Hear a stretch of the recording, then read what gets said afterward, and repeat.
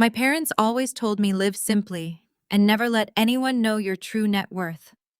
So I never told my family I owned the $74.6 million company that paid their salaries. But on Thanksgiving night, they threw my daughter out into the street at 11 o'clock and took her jacket. My mother just laughed and said it was a joke. My sister said nothing. They never expected what happened to them next. Before I continue this story, let me know where you are watching from in the comments below. Hit like and subscribe if you have ever had to stand up to family who underestimated your worth. My name is Nia and I am 32 years old. I am still healing from the wounds my family inflicted, but I am no longer bleeding for their amusement. Growing up in our household meant constantly fighting for basic respect and losing. My mother, Vivian, cared only about appearances, social standing, and what the congregation at our local church thought of her. My older sister, Kendra, was the golden child, perfectly willing to play along with my mother's obsession with status, as long as it benefited her financially. Then there was my brother-in-law, Derek, a man whose arrogance was matched only by his profound incompetence and loud mouth. For the past 6 years, I have deliberately dressed in faded sweaters from Target and driven a 10-year-old Honda Civic with a dent in the bumper. I let my family believe I was struggling working as a low-level warehouse clerk, just trying to make ends meet in a tough economy. In reality, I am the founder and chief executive officer of Vanguard Logistics, a massive supply chain empire. I am the phantom boss who signs Derek's massive paychecks for his role as a regional vice president. He thinks he is a self-made corporate giant who climbed the ladder entirely on his own merit. He has absolutely no idea he works for the very woman he openly mocks at every single family gathering. The charade came to an abrupt and brutal end this Thanksgiving. The holiday dinner was held at Derek and Kendra's newly leased $2 million mansion in Alpharetta, Georgia. The house was a towering monument to their superficial success, filled with rented modern art, leased luxury furniture, and the overwhelming scent of unearned entitlement. Throughout the entire evening, I sat quietly at the edge of the massive mahogany dining table, feeding my 7-year-old daughter, Aaliyah, while my family took turns taking vicious verbal shots at my life and my choices. Derek swirled his expensive bourbon in a crystal glass and loudly proclaimed that people who stayed at the bottom of the corporate ladder were just inherently lazy and lacked vision. He looked directly into my eyes when he said it, making sure everyone at the table caught the insult. Kendra chimed in right on cue, adjusting her new diamond tennis bracelet, suggesting that if I just applied myself and stopped being so pitiful, I might be able to afford a decent haircut for once in my life. My mother, Vivian, held court at the head of the table, nodding in agreement and telling the room that she prayed every Sunday for my lack of ambition to be cured. I swallowed my pride, bit the inside of my cheek, and focused entirely on my daughter, reminding myself that silence was currently my greatest weapon. The breaking point occurred just before 11 o'clock at night. Aaliyah, exhausted from the long evening and highly sensitive to the tense, hostile atmosphere, accidentally bumped her elbow against her cup. She spilled a half glass of ice water onto Kendra's imported Italian area rug. It was a simple, harmless mistake, the exact kind of clumsy accident any tired 7-year-old child could make. But in that house, a spilled glass of water was treated like an intentional federal crime. Kendra shrieked at the top of her lungs, dramatically jumping up from her chair and claiming the rug was ruined forever and that my child was out of control. Derek slammed his heavy fist down on the table, making the silverware and plates rattle violently. He towered over my terrified little girl, yelling that we had absolutely no respect for the expensive things that hardworking people owned. I immediately stood up and pulled Aaliyah behind my legs, shielding her from his aggressive physical posturing. I grabbed a cloth napkin and knelt to the floor to soak up the water, apologizing calmly, desperately hoping to de-escalate the situation before my daughter started crying. But my mother saw an opportunity for the kind of theatrical cruelty she thrived on. Vivian marched over, grabbed me tightly by the shoulder, and yanked me upward. She declared that we were ruining their beautiful Thanksgiving and that it was time for us to pack up our poverty and leave. She did not ask us to gather our things politely. She demanded we get out immediately, pointing her manicured finger straight at the front door. I did not argue with her. I just wanted to get my crying daughter far away from these toxic, miserable people. I grabbed my worn-out purse and helped Aaliyah put on her coat. It was a heavy premium North Face jacket I had purchased for her just a week prior to keep her warm during the harsh winter months. It was the one undeniably nice thing I had allowed myself to buy her, visibly an indulgence that cost $400. As we stepped out onto the grand front porch, the freezing wind of the Alpharetta November night bit immediately into my exposed skin. The temperature had dropped to a bitter 30 degrees, and the air felt like icy needles against our faces. Before I could guide Aaliyah down the brick steps toward our car, my mother followed us out onto the porch, leaving the door wide open behind her. Her sharp eyes darted down to my daughter's brand new winter jacket. "Wait just 1 minute," Vivian said, her voice dripping with sharp, calculating suspicion. She reached out and aggressively grabbed the collar of Aaliyah's jacket. "Where exactly did a warehouse clerk get the money for a $400 North Face coat? You certainly did not buy this with your pathetic hourly salary. You definitely stole it from a store or worse." Before I could even process the ridiculous accusation, Vivian violently yanked the zipper down and pulled the heavy coat right off my child's back. Aaliyah screamed in shock, the sudden loss of warmth shocking her small, fragile body. She stood there on the freezing porch in nothing but a thin cotton holiday dress, her teeth chattering, shivering uncontrollably in the dark. "Give that back to her right now," I demanded, stepping aggressively toward my mother. My voice was low, vibrating with a dangerous, terrifying calm I had never felt before in my entire life. Vivian just threw her head back and laughed loudly, clutching the premium coat tightly to her chest. "This is cashmere and premium down, Nia. You have absolutely no business pretending to be upper class. I am taking this and giving it to Kendra's daughter. My other granddaughter actually deserves to wear nice things to school. You can consider it payment for the expensive rug you just ruined in the dining room. It is just a joke anyway. Do not be so incredibly sensitive." Kendra stood in the warm doorway behind her, her arms crossed over her chest, smirking happily at our profound humiliation. She did not offer a single word of protest. She just watched her own young niece freeze in the winter wind and smiled. I lunged forward to rip the coat out of my mother's hands, but Derek stepped out onto the porch, using his massive frame to block my path. He shoved me hard in the chest with both hands, forcing me backward toward the edge of the steps. My heel caught awkwardly on the brick ledge, and I stumbled, flailing my arms and barely catching my balance before I could fall backward onto the frozen grass below. Aaliyah ran to me, wrapping her small, freezing arms around my legs, sobbing uncontrollably into my jeans, begging to go home. Derek looked down at us from the porch with a look of absolute, unfiltered disgust. He reached into the front pocket of his tailored designer slacks, pulled out a crumpled $20 bill, and flicked it carelessly into the wind. It fluttered down slowly, landing on the dead frosted grass right next to my worn-out shoes. "Take an Uber to a downtown homeless shelter," Derek sneered, his voice dripping with venom. "Or better yet, take that 20 and go to a thrift store down the highway. Buy a coat you can actually afford on a clerk's budget. Failures do not belong at my dinner table, and they certainly do not belong in my gated neighborhood." He stepped back inside the warmth of the house, pulled my mother and sister in with him, and slammed the heavy oak door completely shut. The loud metallic click of the deadbolt locking echoed loudly in the silent, freezing night. I stood there in the absolute dark, the biting wind whipping my hair wildly across my face. I looked down at the crumpled $20 bill resting on the grass. I did not cry. I did not scream into the void. I did not bang my fists on the door begging for a shred of basic human mercy. Instead, a profound, chilling clarity washed over my entire being. I knelt down gracefully and picked up the $20 bill, smoothing out the creases with deliberate, steady precision. I looked up at the massive, glowing mansion looming before me, knowing exactly how every single brick, every expensive light fixture, and every monthly lease payment was truly funded.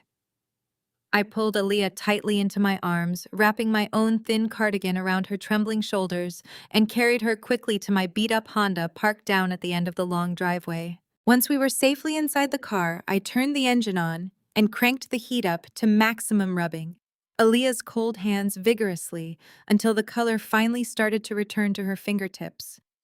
I kissed her forehead and told her she was completely safe, that Mommy had her, and that she would never, ever have to see those terrible people again. When her fearful sobs finally subsided into soft, exhausted hiccups in the back seat, I reached into the hidden mechanical compartment beneath the center console of my car. I bypassed my cheap, everyday personal phone and pulled out my secondary device. It was a heavily encrypted state-of-the-art smartphone I used exclusively for high-level corporate communications and banking. The bright screen illuminated my face in the dark, cold cabin of the car.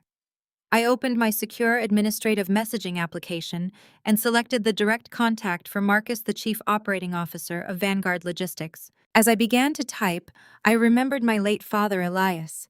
He was the only person in that sprawling house who had ever truly loved me.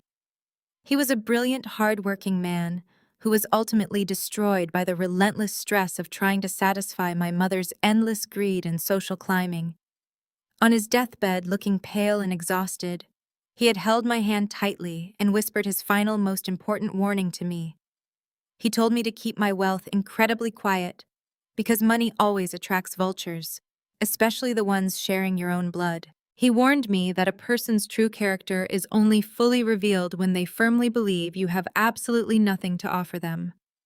That was the real reason I had meticulously hidden my massive success for all these years. I needed to know if my family would love me simply for being me. I needed to see if secretly giving Derek a high-paying executive job through a blind corporate recruiter would make him humble and grateful, or if it would make him arrogant and cruel. I had intentionally allowed them to treat me like the family scapegoat to test their humanity. Tonight, they had spectacularly and irreversibly failed that test. I stared at the blinking cursor on my glowing phone screen, my thumb hovering silently over the digital keypad. There would be absolutely no more second chances, no more turning the other cheek for the sake of maintaining a fragile family harmony. They had crossed the final unforgivable line the very moment they laid their hands on my innocent child. I typed my message to Marcus with swift, unforgiving keystrokes. Initiate project clean slate immediately. Freeze all corporate credit accounts and expense cards assigned to Regional Vice President Derek Hayes. Lock his digital access to the corporate intranet and all company servers. Furthermore, terminate the residential lease for the Alpharetta property, which is currently held under our corporate shell company, Apex Property Management. Draft the full audit findings regarding his department's missing funds and prepare the criminal legal filings for the authorities. By Black Friday morning, I want them to have absolutely nothing. I hit send. The message delivered instantly with a soft digital chime. I slipped the encrypted phone back into the hidden compartment, shifted the Honda into drive, and pulled away from the mansion into the night. I did not look back in the rearview mirror, even once. Tomorrow, the sun would rise on the biggest shopping day of the year, and my family was about to discover that the very foundation of their elite, arrogant lifestyle was built entirely on my payroll. The reckoning was finally here, and it was going to be completely flawless. The morning sun glared off the polished Italian marble floors of Phipps Plaza, Atlanta's premier luxury shopping destination. Black Friday did not mean chaotic stampedes for discounted televisions. It meant the city's elite quietly securing limited edition designer pieces while sipping complimentary champagne. I walked hand in hand with Aaliyah holding my iced latte, both of us bundled in the warm winter coats I had stored in the trunk of my car the night before. We were just strolling peacefully through the exceptionally wide, pristine corridors, enjoying the festive jazz music echoing through the vaulted ceilings when I spotted my targets. Vivian, Kendra, and Derek had loudly commandeered the exact center of a brilliantly lit high-end Swiss watch boutique. Vivian and Kendra were already weighed down by half a dozen oversized shopping bags from Louis Vuitton and Prada, parading their presumed wealth for anyone who would look their way. They wore matching smug expressions, treating the boutique staff like personal servants. Derek stood at the primary display counter, leaning heavily on the reinforced glass case, pointing a manicured finger at a heavy diamond-encrusted timepiece. I stopped walking immediately, pulling Aaliyah gently toward a massive decorative marble pillar just outside the store entrance. I really wanted to watch this glorious moment unfold. I needed to watch this happen. I knew exactly what was about to occur because I had personally orchestrated every single digital command that set this devastating trap in motion. Derek tapped his fingers impatiently on the glass display case as the sales associate, an African-American woman, with a polite but visibly strained smile, carefully retrieved the $25,000 watch. He snatched the heavy timepiece from her white-gloved hands, wrapping it roughly around his wrist, and admiring his reflection in the countertop mirror. He puffed out his chest, turning his body toward Kendra and Vivian to bask in their adoration. I watched him pull out his wallet and extract a heavy matte black corporate credit card. It was the Vanguard Logistics Executive Expense Card, my company card. He slapped the metal card onto the glass counter with a dismissive flick of his wrist. The sales associate picked the card up, her customer service smile remaining firmly in place, and inserted the metal chip into the point-of-sale terminal. I stood silently behind the pillar and counted the seconds in my head. 1, 2, 3. The machine beeped a sharp, unpleasant tone.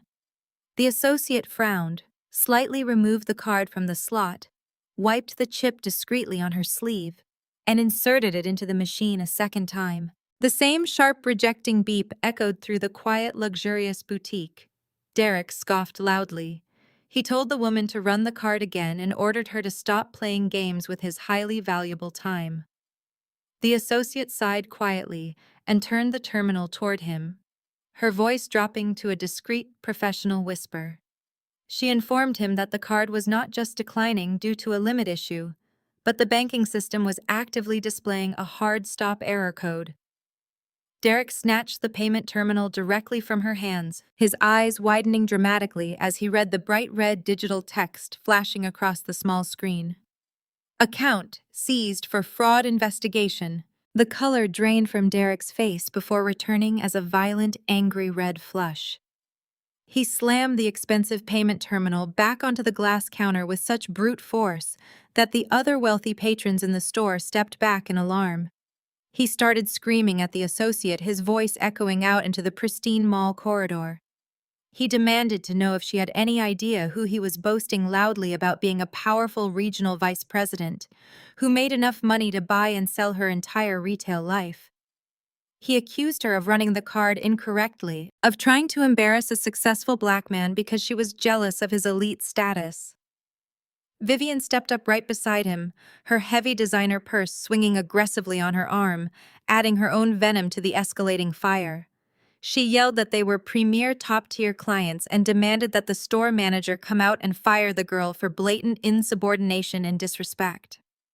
Kendra stood slightly behind her husband and mother, looking around nervously as mall security guards began to materialize near the boutique entrance.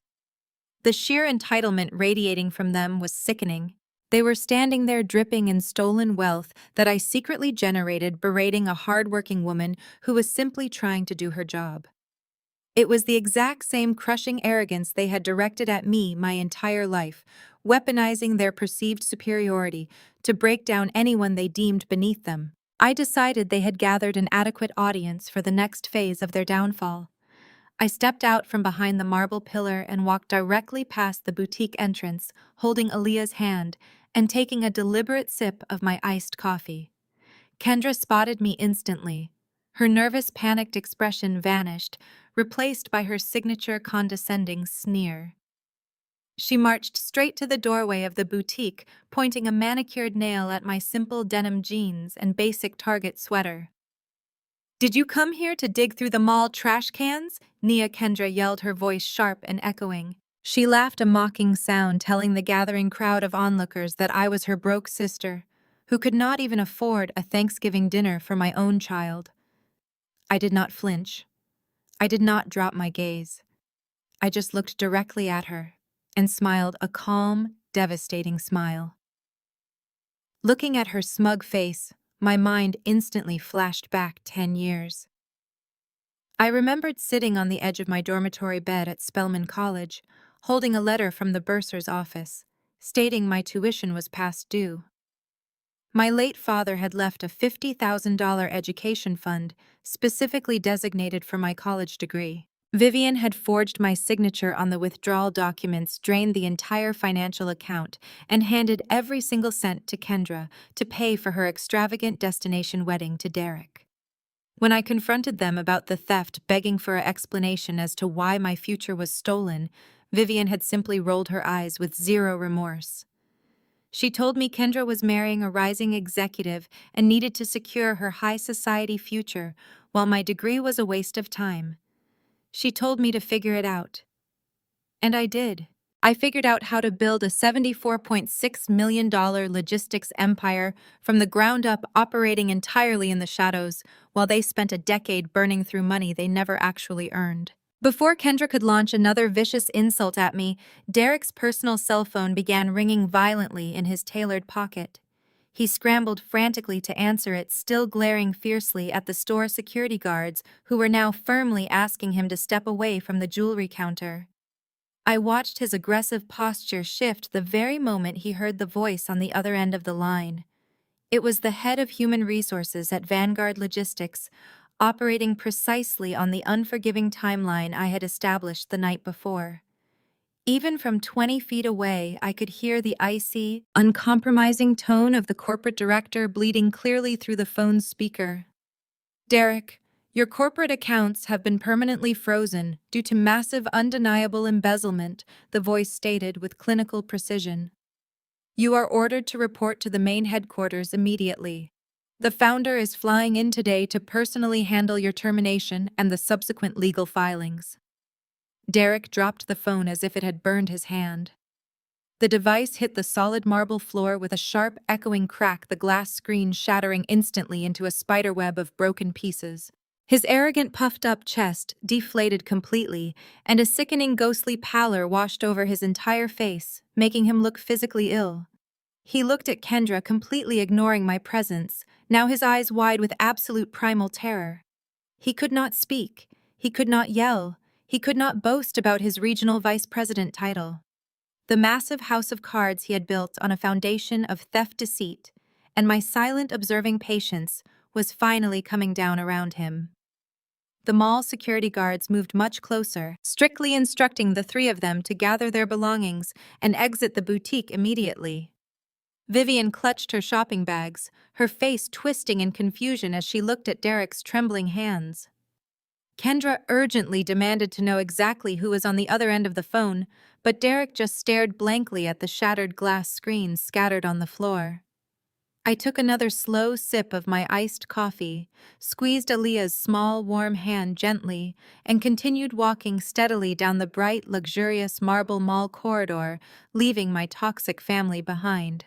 The true reckoning had only just begun. Derek's manicured hands trembled violently as he gripped the steering wheel of his leased Porsche. He had practically dragged Kendra and my mother out of Phipps Plaza, leaving a trail of confused luxury shoppers and annoyed security guards in their wake. He drove like a maniac through the heavy Atlanta traffic, his face slick with a cold, terrified sweat. He blew through 2 red lights, muttering under his breath about banking errors, jealous corporate rivals, and stupid human resources clerks who did not understand his massive value to the company. Kendra sat in the passenger seat, clutching her fresh designer shopping bags against her chest like protective armor, repeatedly asking him what was going on. Derek ignored her completely. My mother, squeezed into the back seat, loudly complained that her luxurious shopping day had been ruined, blissfully unaware that her entire upper-class lifestyle was currently disintegrating before her very eyes. I had anticipated his frantic rush.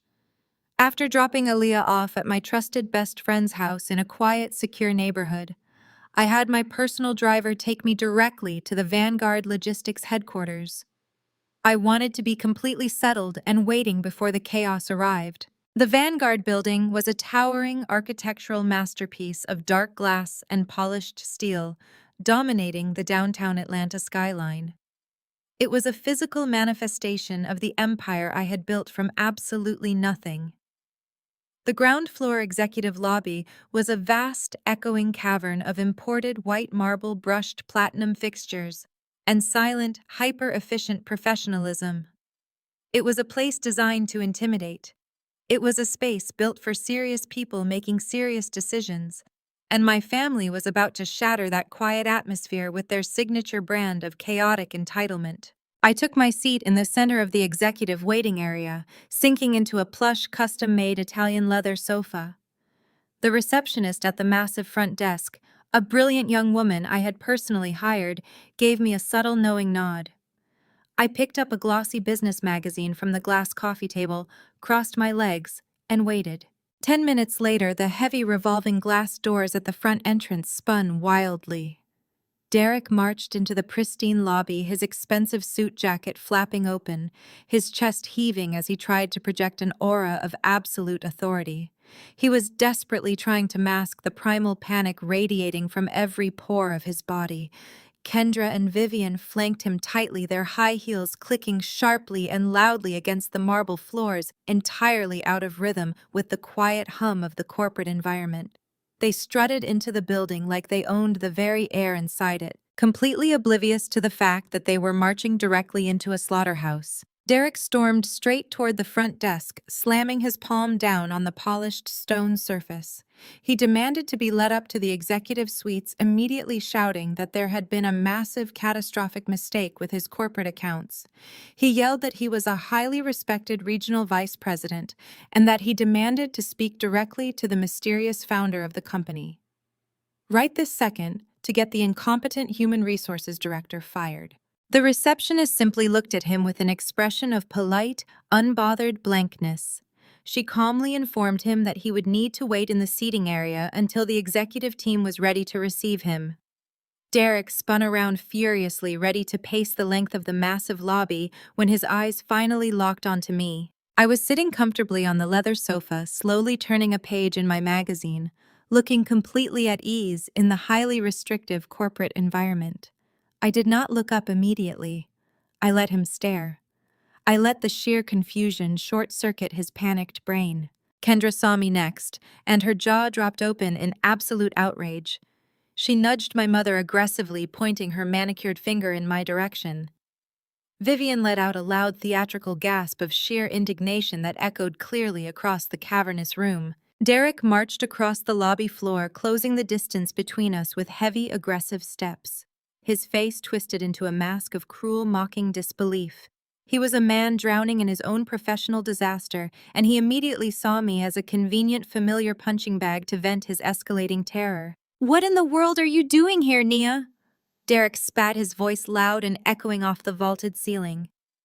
"Did Human Resources actually call you in for a janitorial interview?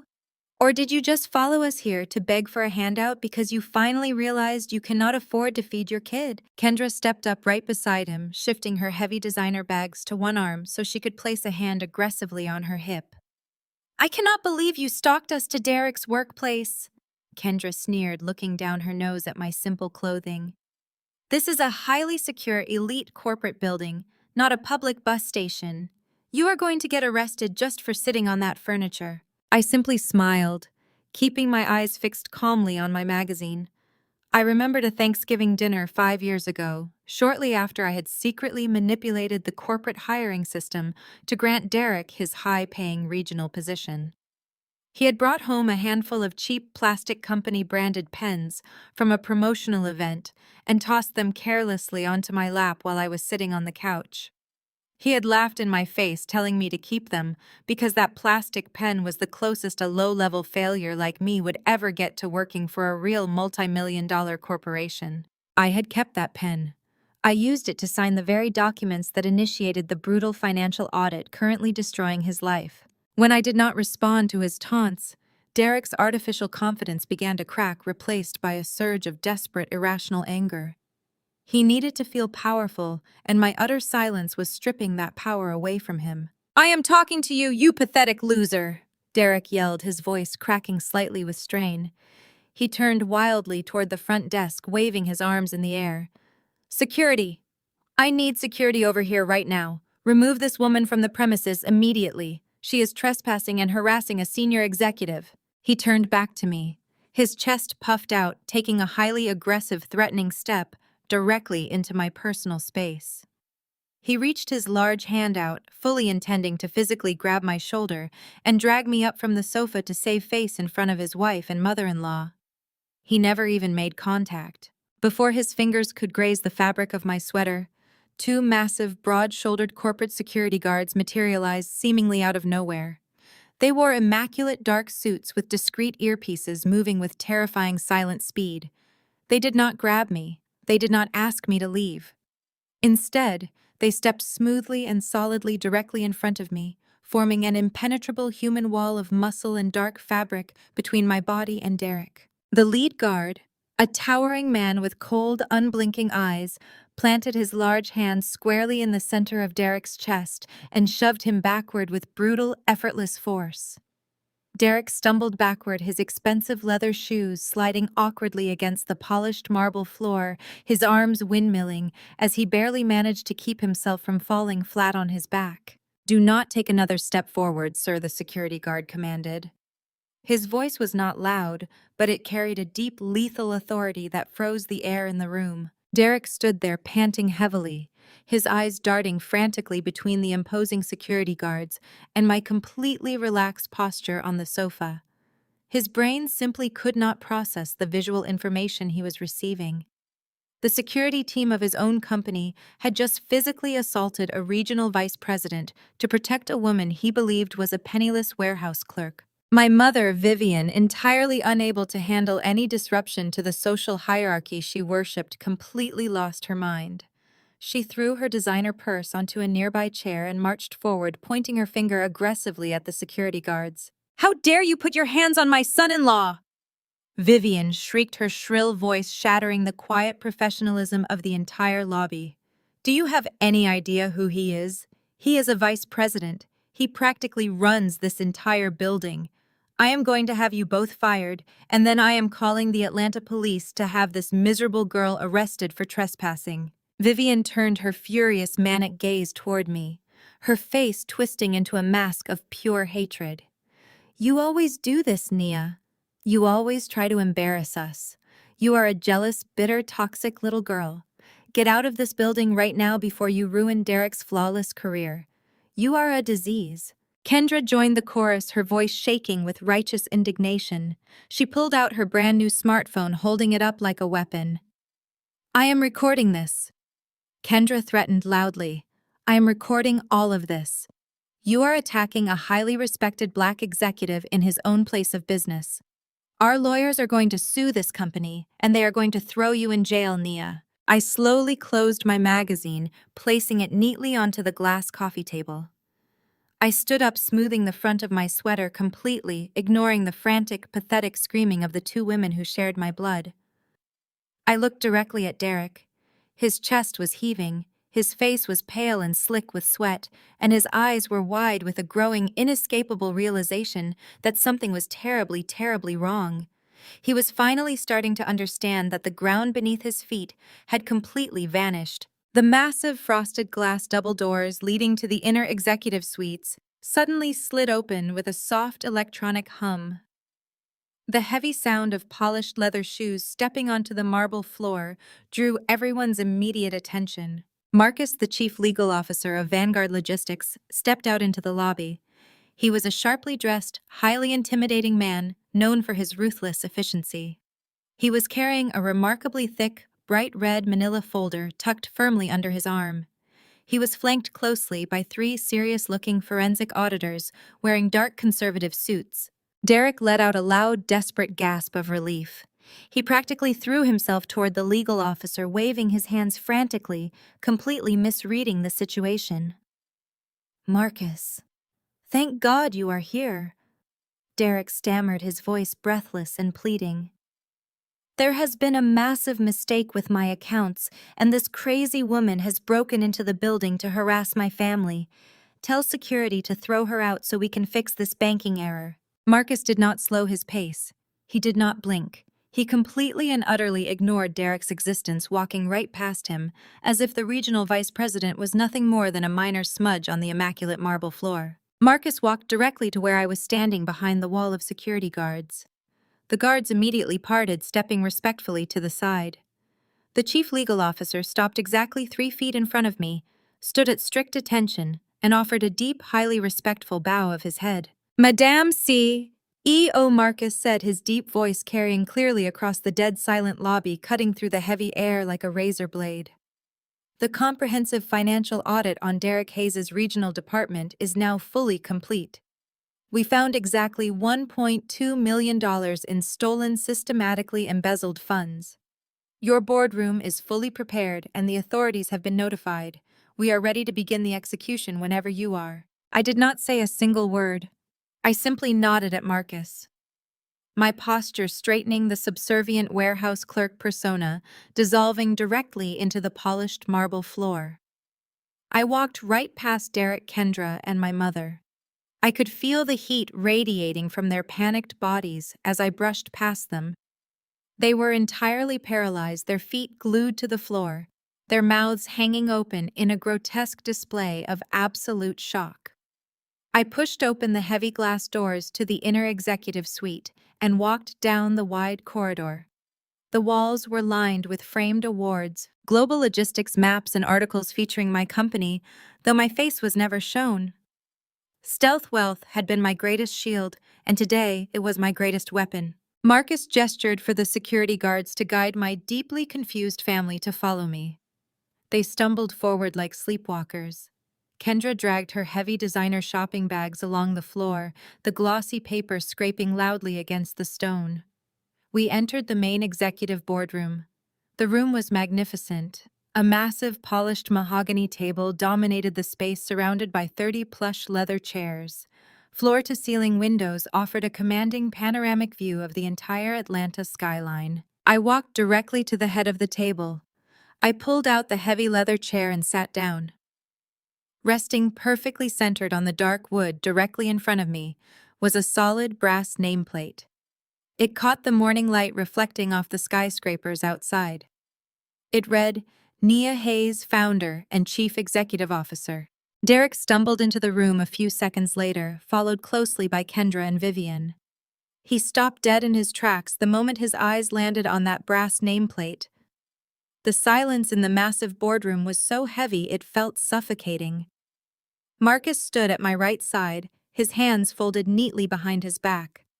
The 3 forensic auditors fanned out along the wall, their faces utterly blank, holding thick stacks of financial documents. Derek began to hyperventilate.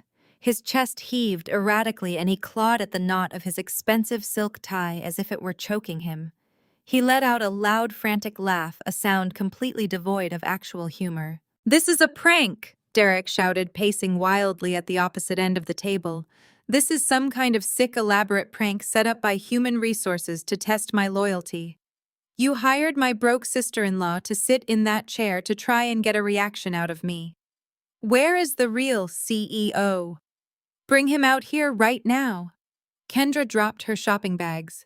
They hit the plush carpet with a heavy thud.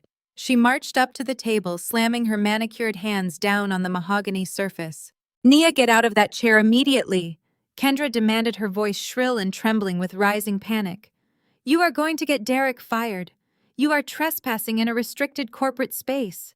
How did you even afford to bribe these security guards? Stop playing these stupid, pathetic games and tell us what is really going on." My mother, Vivian, stood near the doorway, her eyes darting frantically around the opulent boardroom. She looked at the expensive artwork, the custom furniture, and then at the brass nameplate resting in front of me. Her mind was desperately trying to reject a reality that destroyed her entire worldview. "Nia," Vivian commanded, utilizing the sharp, authoritative tone she used to control me during my childhood. "Get up right now and apologize to these men.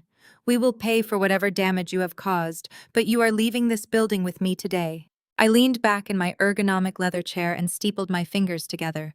I let the silence stretch for 10 long seconds, allowing their desperate, frantic energy to bounce uselessly off the walls. I seamlessly dropped the poor, struggling sister act I had maintained for 6 agonizing years. My shoulders rolled back, my spine straightened, and I let the sheer, undeniable weight of my authority fill the room. I did not shrink under my mother's harsh gaze. I did not flinch at Kendra's shrill, panicked yelling.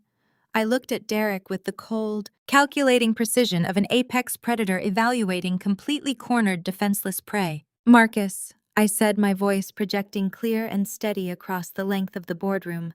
Please distribute the preliminary audit findings to our guests. Marcus nodded sharply.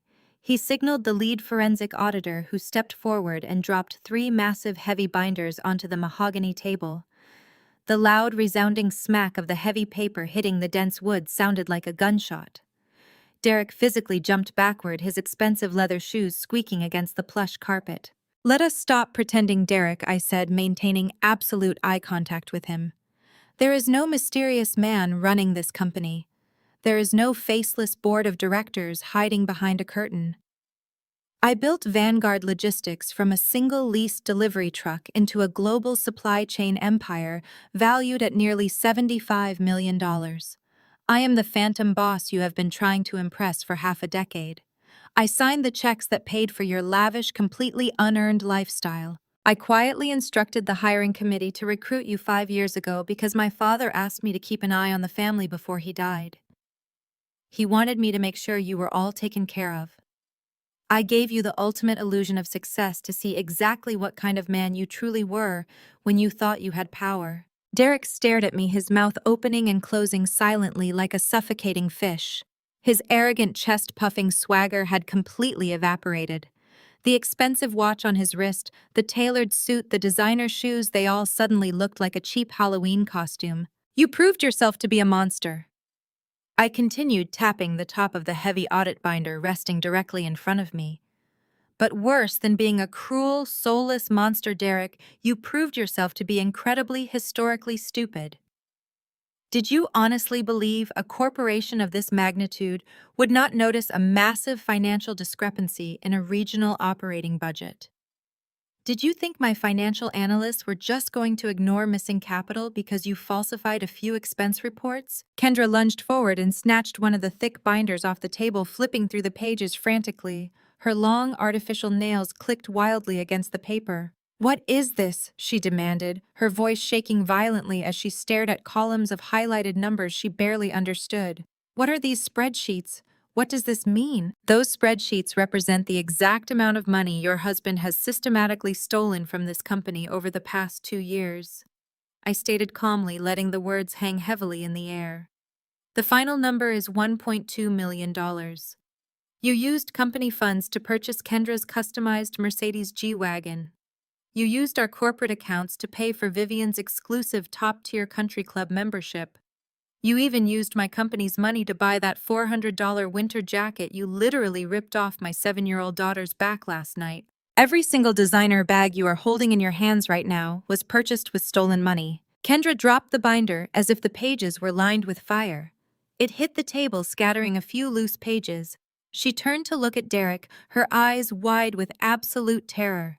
The reality that her entire upper-class socialite identity was built on a massive felony was finally penetrating her stubborn skull. Derek, tell me she is lying, Kendra pleaded, grabbing his arm tightly. Tell me this is just one of her pathetic, jealous lies. Tell me you bought those things with your bonuses. But Derek could not look at her. The truth was cornering him, crushing his lungs. He was a man who had built his entire identity on the illusion of absolute superiority, and the curtain had just been violently ripped back. He had spent years treating me like dirt on his shoe, completely unaware that he was standing on ground I entirely owned. The humiliation was absolute. Suddenly, something dangerous shifted in Derek. The sheer humiliation of being exposed in front of his wife, his deeply judgmental mother-in-law, and my corporate executives was simply too much for his fragile ego to handle. He reverted to the only defense mechanism he knew: pure, unfiltered physical aggression. He shoved Kendra's hands off his arm and stormed toward my end of the table. The 2 massive security guards instantly stepped forward, their hands hovering near their utility belts, but I raised my hand slightly, signaling them to hold their position. I wanted him to speak. I wanted him to dig his grave even deeper. "You cannot do this to me!" Derek screamed, his face turning a dangerous, volatile shade of crimson. He slammed both of his heavy hands down on the table directly across from me, leaning his weight forward. I built the regional branch of this company. I secured the biggest vendor contracts in the entire Southeast. I am a self-made millionaire. You cannot just erase my hard work because you are holding a petty, pathetic grudge about a spilled glass of water and a stupid jacket. I am protected. I have real wealth. That massive, beautiful mansion in Alpharetta is legally in my name. I have assets. I am untouchable. You cannot take my home away from me. He glared at me, panting heavily, desperately trying to project the alpha male dominance he relied on to bully his way through life. He wanted me to cower. He needed me to shrink back into the quiet, submissive sister-in-law he had spent half a decade tormenting. He was praying that if he yelled loud enough, reality would somehow bend to his will. I did not blink. I did not raise my voice. I reached slowly into the sleek black leather portfolio resting beside my ergonomic chair. I pulled out a single bright red folder. It was striking against the dark wood of the table, commanding the attention of everyone in the room. I placed my hand flat on top of it and slowly, deliberately slid it across the smooth mahogany surface. It glided silently, stopping exactly 1 inch from Derek's trembling fingertips. "Let us talk about your untouchable assets," I said, my voice dropping to a deadly quiet whisper that forced everyone in the room to lean in and listen closely. "Let us talk about that beautiful $2 million mansion in Alpharetta, the one you threw my daughter out of last night." Derek stared down at the red folder, refusing to open it. A heavy bead of sweat rolled down the side of his face, tracing the line of his jaw. His breathing became shallow and erratic. "You have been paying $10,000 a month in rent to a private holding company," I explained, leaning forward in my chair, folding my hands neatly on the table. "Did you ever bother to check who actually owns Apex Property Management? Did you ever instruct your overpriced lawyers to look past the generic corporate filings when you signed that ironclad lease agreement 5 years ago?" Vivian stepped forward, her voice trembling slightly, the bravado completely stripped from her tone. "What does that mean? What are you saying, Nia? What does she mean, Derek?" I ignored my mother entirely, keeping my gaze locked exclusively on Derek. "I own Apex Property Management. Derek, I am your landlord. You have been paying me $10,000 a month to live in a house that I purchased in cash 3 years ago. You do not own a single brick of that property." Kendra let out a sharp, breathless gasp, clutching her chest as if she had been physically struck. "No, that is impossible. We own that house. Derek said we were buying it. He said we had a mortgage." "Derek lied to you, Kendra," I stated flatly, finally looking at my sister. "Just like he lied about being a successful executive, just like he lied about his bonuses. But that is not even the best part of this situation." I gestured toward the bright red folder again. "Open it, Derek. Read the top document." His hands shook violently as he flipped the red cover open. He stared at the heavily stamped documents inside. The color drained entirely from his face until he looked like a hollow, empty shell of a man. His mouth fell open, but no words came out. "You missed your last 2 monthly rent payments," I continued, ensuring my voice was loud, clear, and projected perfectly so Kendra and Vivian could hear every single devastating syllable. "You missed those payments because you took the money you usually embezzle from my daily operating budget, and you lost it all betting on high-risk cryptocurrency last month. You thought you could make it back before the quarterly audit hit. You thought you were smarter than the market. You were wrong." Derek gripped the edges of the heavy mahogany table, his knuckles turning stark white. He looked like he might actually collapse right there on the polished wood.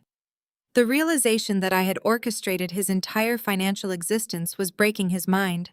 "According to the strict legally binding terms of your commercial lease agreement, missing 2 consecutive payments triggers an immediate default and eviction clause," I explained, letting the cold, absolute reality of the situation sink deeply into his bones. "Which means, as of 8 o'clock this morning, your lease is officially and permanently terminated. You are legally evicted. You have absolutely no house. You have absolutely no job. You have absolutely no money. And by the time my corporate legal team is finished handing these files over to the federal authorities, you will have absolutely no freedom." Marcus stepped forward with quiet, lethal precision. He reached inside his tailored suit jacket and extracted a single sheet of heavy watermarked paper. He placed it directly on the polished mahogany table, right next to the bright red folder that had just dismantled Derek's entire existence. Marcus then withdrew a heavy gold-plated fountain pen from his pocket and offered it to me with a respectful nod. This was the final execution order for the eviction. I took the cold metal pen in my hand. The entire boardroom was utterly silent, save for the ragged, shallow breathing coming from my brother-in-law. I uncapped the pen. I pressed the gold nib to the crisp paper and signed my name with slow, deliberate strokes. The sharp scratching sound echoed like a judge's gavel slamming down in a silent courtroom. It was done. The arrogant man who had tormented me for years was officially homeless. Kendra completely shattered. The thin, glossy veneer of her high society persona cracked and fell apart in a matter of seconds. She let out a guttural, hysterical wail that ripped through the quiet corporate space. Her knees buckled beneath her. She collapsed right there onto the plush, expensive carpeting, ignoring the scattered designer shopping bags she had been clutching like a lifeline just moments before. She scrambled on her hands and knees toward Derek, grabbing the fabric of his tailored trousers. She yanked on his pant leg, crying so hard, mascara ran down her cheeks in thick, dark rivers. She begged him to say it was a lie. She demanded that he fix it, screaming that she could not lose her mansion, her luxury vehicles, and her country club status. She wailed that her friends would laugh at her, that she would be completely ruined in Atlanta high society. Derek did not look down at his sobbing wife. He just stood there staring blankly at the red folder, completely paralyzed by the sheer magnitude of his absolute failure. He was going to a federal penitentiary, and he knew it. The aggressive posturing had vanished, leaving behind nothing but a terrified, weak coward who had been caught red-handed. Seeing her precious golden child weeping on the floor of my boardroom finally snapped whatever thin thread of sanity Vivian had left. My mother could not process the fact that the daughter she worshipped was broke, while the daughter she despised held the keys to a multi-million-dollar empire. Her mind aggressively rejected the undeniable reality playing out in front of her. She could not accept that her entire identity, built on riding Kendra's coattails into wealth, was nothing but a fragile illusion I had allowed them to enjoy. Vivian let out a sharp, furious cry. She stomped her heavy heels into the carpet and lunged forward, charging directly around the massive mahogany table. Her face was twisted into a terrifying mask of primal, unhinged rage. The two corporate security guards instantly shifted their weight, their hands reaching for their tactical belts, fully prepared to take the older woman down to the floor. I raised my left hand sharply, issuing a silent, absolute command for them to stand down. I wanted to handle this myself. I needed to handle this myself. Vivian closed the distance in seconds. She raised her right hand high into the air, her face completely contorted with a vicious, familiar anger. She fully intended to slap me across the face, aiming to strike me down in my own corporate boardroom, just as she had done countless times in the privacy of my childhood bedroom. She swung her hand down with all the violent force she could muster. I did not flinch. I did not cower. I reached up and caught her wrist mid-air. The impact slapped loudly, flesh against flesh, but my grip was absolute iron. I stopped her hand dead in its tracks, barely an inch from my cheek.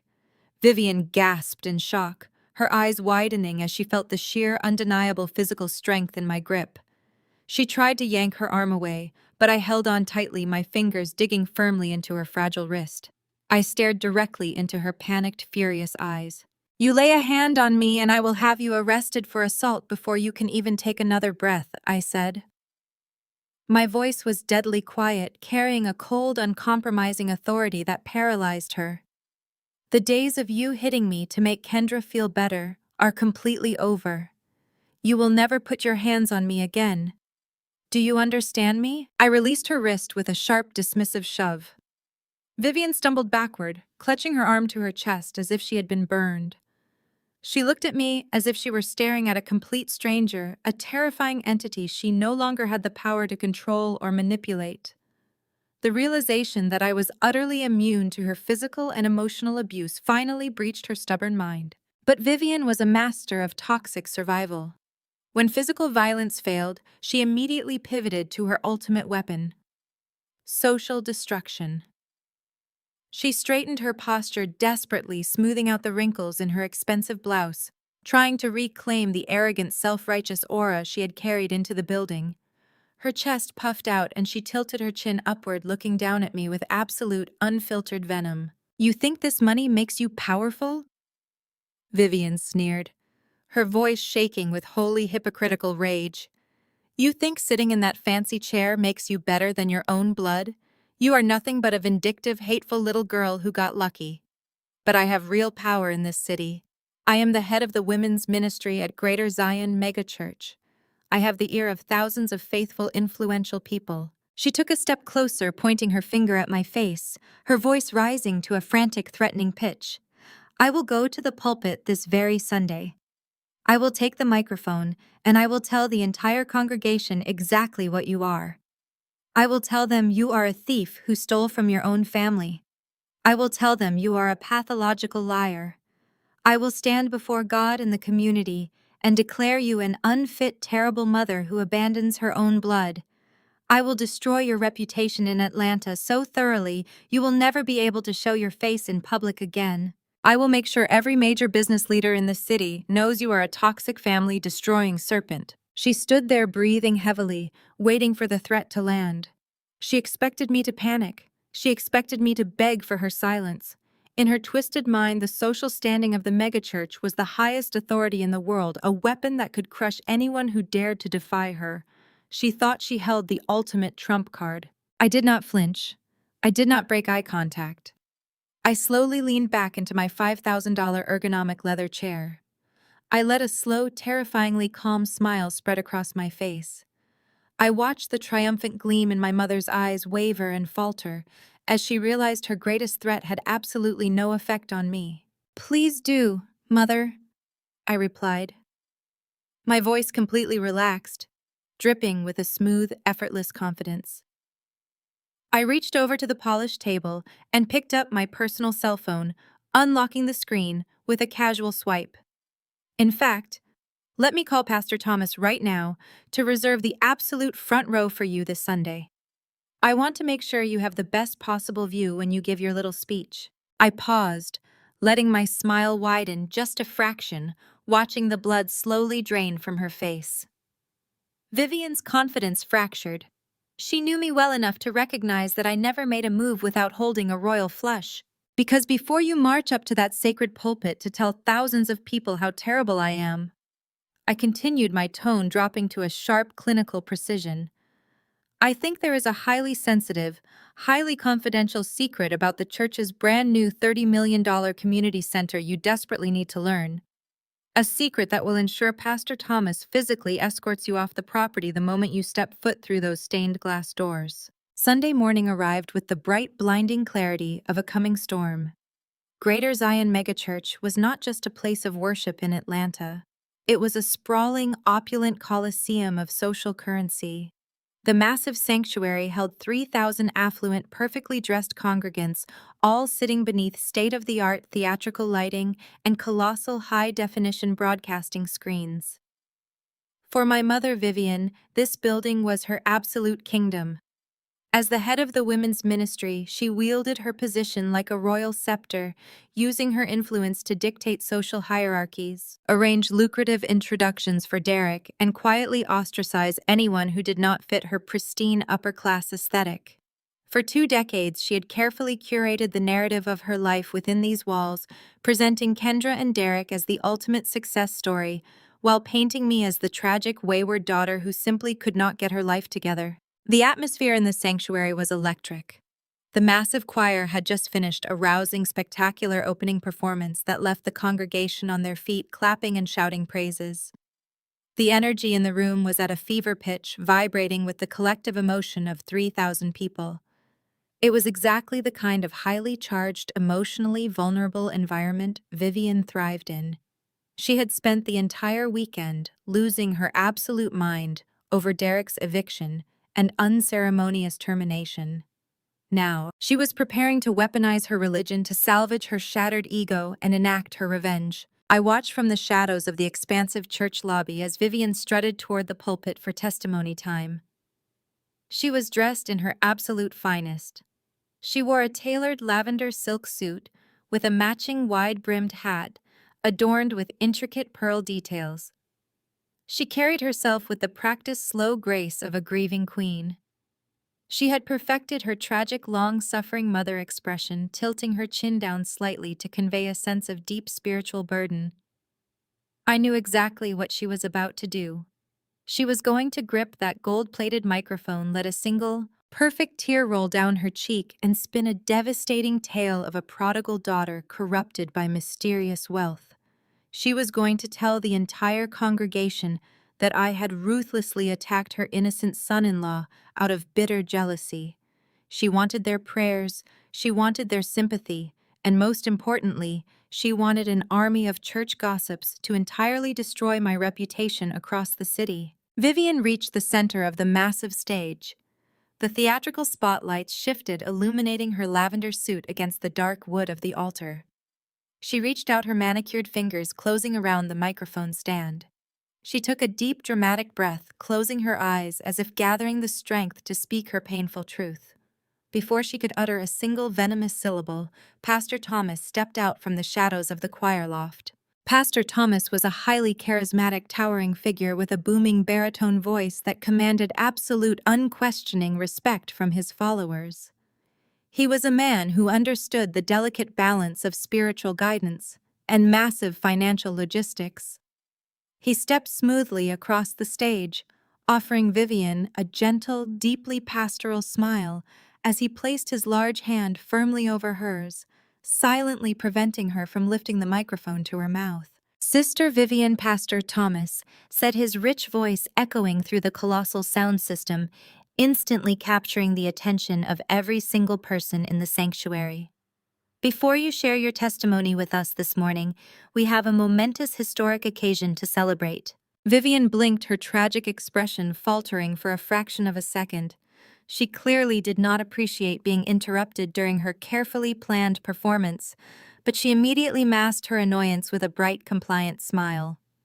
She stepped back from the microphone, clasping her hands together in a display of humble obedience. "As many of you know," Pastor Thomas continued, turning to face the sea of congregants, "we have been praying over the construction of our new state-of-the-art youth and community center. It is a $5 million project designed to provide education, shelter, and technological resources for the underprivileged youth of Atlanta. For the past year, we have been blessed by an anonymous angel donor. This individual fully funded the entire project with a single miraculous philanthropic grant. They asked for no recognition. They asked for no praise. They only asked that the work be done with excellence." A wave of excited murmurs rippled through the 3,000 attendees. Vivian's eyes lit up with predatory interest. She immediately began clapping her hands together, nodding enthusiastically, along with the rest of the congregation. She began scanning the front pews, her mind rapidly calculating which of the wealthy real estate developers, doctors, or corporate executives in her elite social circle was the mysterious donor. She was already planning how she would approach them after the service, how she would invite them to her next women's ministry luncheon, and how she could attach her own name to their incredible financial power. She assumed the donor was someone she could schmooze, someone she could manipulate to restore the social standing Derek had just cost her. But for the past year, Pastor Thomas's voice boomed, rising in volume and intensity. "I have been begging this incredible benefactor to step into the light. I have been asking them to allow this congregation to show our profound gratitude. And today, by the grace of God, she has finally agreed to reveal her identity to her church family." The heavy, solid oak double doors at the very back of the main sanctuary suddenly swung open with a deep, resonating thud. The bright, blinding morning sunlight streamed into the dim, theatrically lit room, creating a brilliant, glowing halo in the entryway. The entire congregation turned around in their pews. The murmurs died down instantly, replaced by a thick, heavy silence of absolute anticipation. The massive camera rigs mounted on the balcony whirred softly as they pivoted their colossal lenses, zooming in on the doorway. I stepped over the threshold and walked directly into the center aisle. I was not wearing the cheap, oversized sweaters and faded denim jeans my family was accustomed to seeing me in. I was dressed in a flawless custom-tailored ivory white suit, cut from the finest Italian wool. The fabric draped perfectly, radiating a quiet, lethal power and undeniable wealth. My hair was styled in sleek, immaculate waves. I wore no flashy jewelry, relying only on the sheer, intimidating presence of absolute authority. I held little Aaliyah's hand firmly in mine. She looked like an absolute angel dressed in a beautiful, simple white dress, with a matching ribbon in her hair. She looked up at me with wide, trusting eyes, completely unfazed by the thousands of people staring at us. We began our long, deliberate walk down the center aisle. The silence in the sanctuary shattered. Gasps of shock, frantic whispers, and sharp murmurs spread through the congregation like wildfire. People who had known me for years, people who had watched my mother relegate me to the back pews while parading Kendra around the front, were currently staring at me as if they were seeing a ghost. I kept my posture perfectly straight, my chin elevated, my eyes fixed directly on the altar. I did not rush. I walked with the slow, measured cadence of someone who owned every square inch of the ground she walked on. The camera operators immediately broadcasted my image onto the colossal high-definition screens flanking the pulpit. My face, calm and utterly unbothered, towered 30 feet high over the entire congregation. Up on the stage, Vivian looked up at the massive screens. The blood drained entirely from her face, leaving her skin a sickly pale gray. Her hands froze mid-clap, her fingers stiffening as if rigor mortis had suddenly set in. Her jaw went completely slack, her mouth opening in a silent, horrific scream of absolute realization. The secret I had warned her about in the corporate boardroom was currently materializing right in front of 3,000 people. The poor, pathetic, struggling daughter she was planning to publicly crucify was the anonymous billionaire saving their community. Her brain violently rejected the information, but the colossal screens offered no escape from the devastating reality. I reached the front of the church, stopping at the base of the carpeted steps leading up to the altar. Pastor Thomas did not wait for me to walk up to him. He practically bounded down the steps, a massive, genuine smile breaking across his face. He did not just shake my hand. He threw his arms open and embraced me warmly, wrapping me in a tight, highly respectful hug right in front of the entire congregation. He treated me with a level of profound reverence and awe that Vivian had spent 20 years desperately trying to earn. "Congregation, please stand and honor our greatest benefactor, Pastor Thomas," shouted into his microphone, his voice shaking with genuine emotion. "Please show your love, your respect, and your unending gratitude to Sister Nia Hayes." 3,000 people rose to their feet in absolute unison. The sanctuary erupted.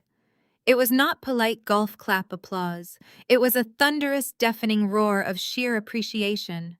People were cheering, whistling, and shouting praises. The sound bounced off the vaulted ceilings, vibrating in my chest. I smiled a genuine warm smile and offered a polite wave to the crowd.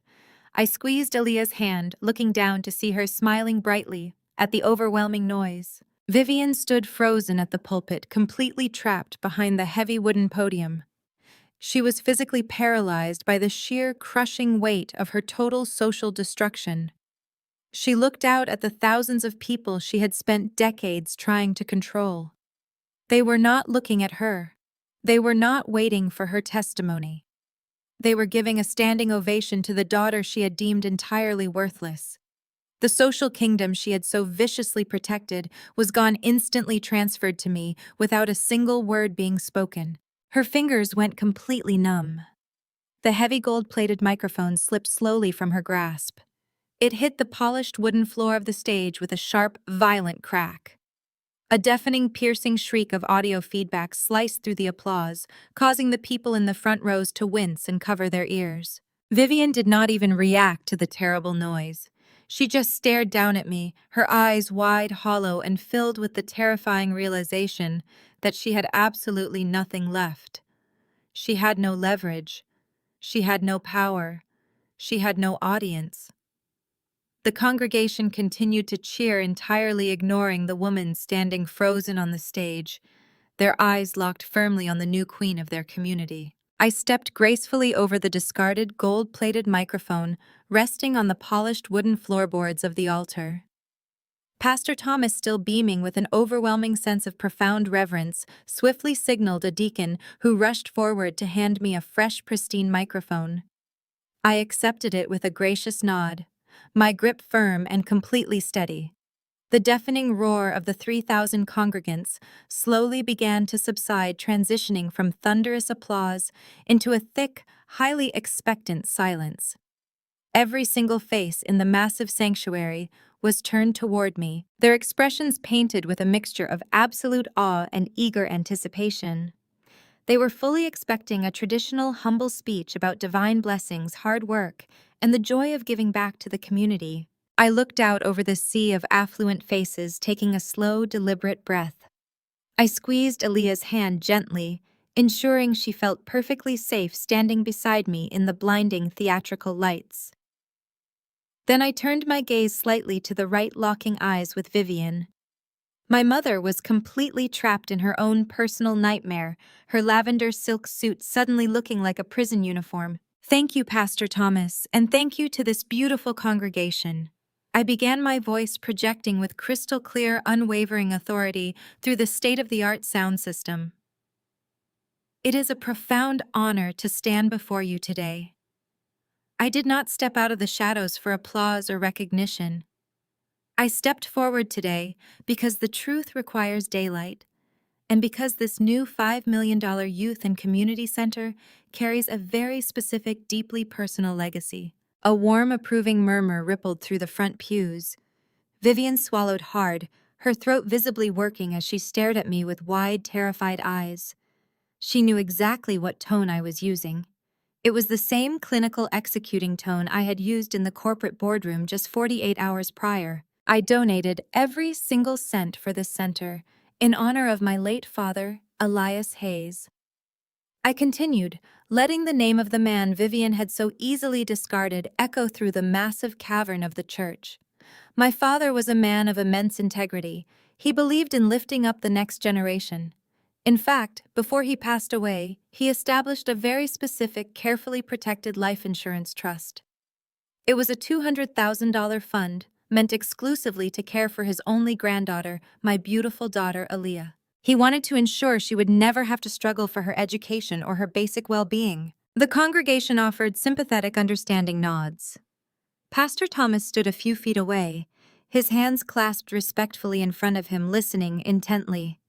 But I had to use the profits from my own logistics company to fund this community center today, I said, my voice dropping an octave, losing all of its previous warmth and shifting into a cold surgical strike. I had to use my own self-made wealth because that sacred trust my father left behind no longer exists. The silence in the sanctuary became painfully sharp. The air grew suddenly thick and heavy. It does not exist because my mother, Sister Vivian, the highly esteemed head of your women's ministry, secretly forged my signature on the withdrawal documents. I announced, my words striking the congregation like a physical blow. She illegally drained that entire $200,000 trust meant for an innocent child. And do you want to know what she used my daughter's stolen future to purchase? She did not use it to feed the hungry or shelter the poor.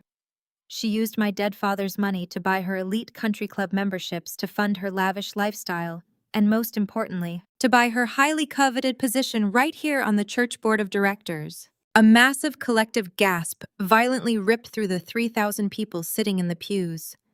It was a sound of pure, unadulterated shock and profound revulsion. The wealthy socialites, the elite real estate developers, and the influential politicians sitting in the front rows, the very people Vivian had spent decades aggressively schmoozing and manipulating, recoiled in their seats. They stared up at Vivian as if she were a carrier of a highly contagious disease. The pristine, pious image she had spent 20 years meticulously constructing crumbled into dust in a matter of seconds. Vivian snapped out of her paralyzed state. The sheer terror of losing her social kingdom triggered a frantic, unhinged survival instinct. She lunged forward, grabbing the edges of the heavy wooden podium, screaming into the unamplified air. "Lies!" Vivian shrieked, her face turning an ugly, mottled shade of crimson. Her meticulously styled hat slipped backward, hanging awkwardly off her head. "She is a jealous, bitter liar. Do not listen to her. She is guided by the devil. She is a toxic serpent trying to destroy her own flesh and blood, because she is completely insane. Her voice without a microphone sounded weak and desperate against the massive echoing acoustics of the megachurch. The congregation did not offer her a single ounce of sympathy. They were watching a woman drowning in her own exposed hypocrisy. Down in the second row, Kendra suddenly leaped to her feet. My sister, realizing that her mother's total destruction meant the absolute end of her own social standing, panicked entirely. She hiked up her expensive designer skirt and sprinted up the carpeted altar steps, her high heels catching awkwardly on the fabric. She looked completely deranged, her eyes wide and bloodshot, her expensive makeup heavily smudged from a weekend of nonstop crying over her own impending eviction. "Stop the service!" Kendra yelled, rushing toward Pastor Thomas and grabbing him aggressively by his ceremonial robes. "Cut the sound right now. Turn off the cameras. She is a broke, pathetic liar. Do not listen to a word this miserable girl says. She is just trying to embarrass us because she is a failure." Kendra was so completely blinded by her own panicked rage that she entirely forgot the reality of the situation. She was calling the woman who had just effortlessly donated $5 million in cash a broke failure. The sheer absurdity of her screaming caused several board members in the front row to shake their heads in absolute disgust. Pastor Thomas gently but firmly removed Kendra's hands from his robes, taking a very deliberate step away from the two frantic women. He looked at Vivian and Kendra with a profound, undeniable sense of disappointment. I did not flinch. I did not raise my voice to match their hysterical screaming. I remained standing perfectly still, holding Aaliyah's hand, projecting an aura of completely unbothered lethal calm. I let them scream. I let them show the entire congregation exactly how unhinged and toxic they truly were when stripped of their stolen wealth. Then I turned my head slightly toward the very back of the massive sanctuary. High up in the darkened balcony, where the sophisticated audio-visual control booth was located, the lead sound engineer was watching me closely. I had personally visited the church yesterday afternoon to hand him a custom encrypted flash drive and a severely thick envelope of cash that guaranteed his absolute unquestioning cooperation. I gave him a single subtle nod. Instantly, the massive concert-grade speakers suspended from the vaulted ceiling crackled to life. A sharp digital beep echoed through the silent cavern of the church, instantly cutting off Kendra and Vivian's frantic screaming. The massive high-definition screens flanking the pulpit shifted from my face to a stark black background displaying a simple, pulsating audio wave. A voice boomed through the sanctuary. It was crisp, perfectly clear, and absolutely undeniable. It was a voicemail recording captured and preserved from an old cell phone I had kept locked in a safe for years. The audio played at maximum volume, completely engulfing the 3,000 congregants. "Hey, Mom, it is me." Kendra's voice echoed through the speakers, laced with a cruel, mocking laugh. "I just got back from the dealership. Derek loves the new Porsche. I know we had to pull the rest of the funds from that account Elias left for the kid, but who honestly cares? Zora is entirely too weak and too stupid to ever figure out how to fight us. She does not even know how to read a basic banking ledger. We deserve this money way more than she does anyway. Call me back so we can go shopping for your new church outfits." In the background of the pristine audio recording, Vivian's distinctive shrill laughter could be heard perfectly. "Let the little mouse figure it out herself," Vivian's recorded voice chimed in maliciously. "That money is ours now." The audio file ended with a sharp click. The ensuing silence lasted for exactly 2 seconds before the entire megachurch descended into absolute unprecedented chaos. The congregation erupted. Shouts of sheer outrage, disgust, and profound anger filled the massive room. People were standing up in their pews, pointing their fingers directly at the stage. The wealthy donors Vivian had spent years courting were actively turning their backs on her. The mothers of the youth ministry were shouting for her immediate removal from the church board. The sheer, indisputable audio evidence of her stealing from her own orphaned granddaughter to buy luxury cars and designer church outfits completely shattered any remaining fragment of her defense. Vivian collapsed against the heavy wooden podium. Her legs simply gave out beneath her. She clutched her chest, her breathing shallow and frantic, staring out at the angry sea of faces that used to worship her. The social kingdom she had built on a foundation of lies, theft, and my silent suffering was entirely reduced to ash in a matter of seconds. She was no longer the esteemed head of the women's ministry. She was a publicly exposed thief. Kendra stood frozen next to her, her hands covering her mouth in sheer horror.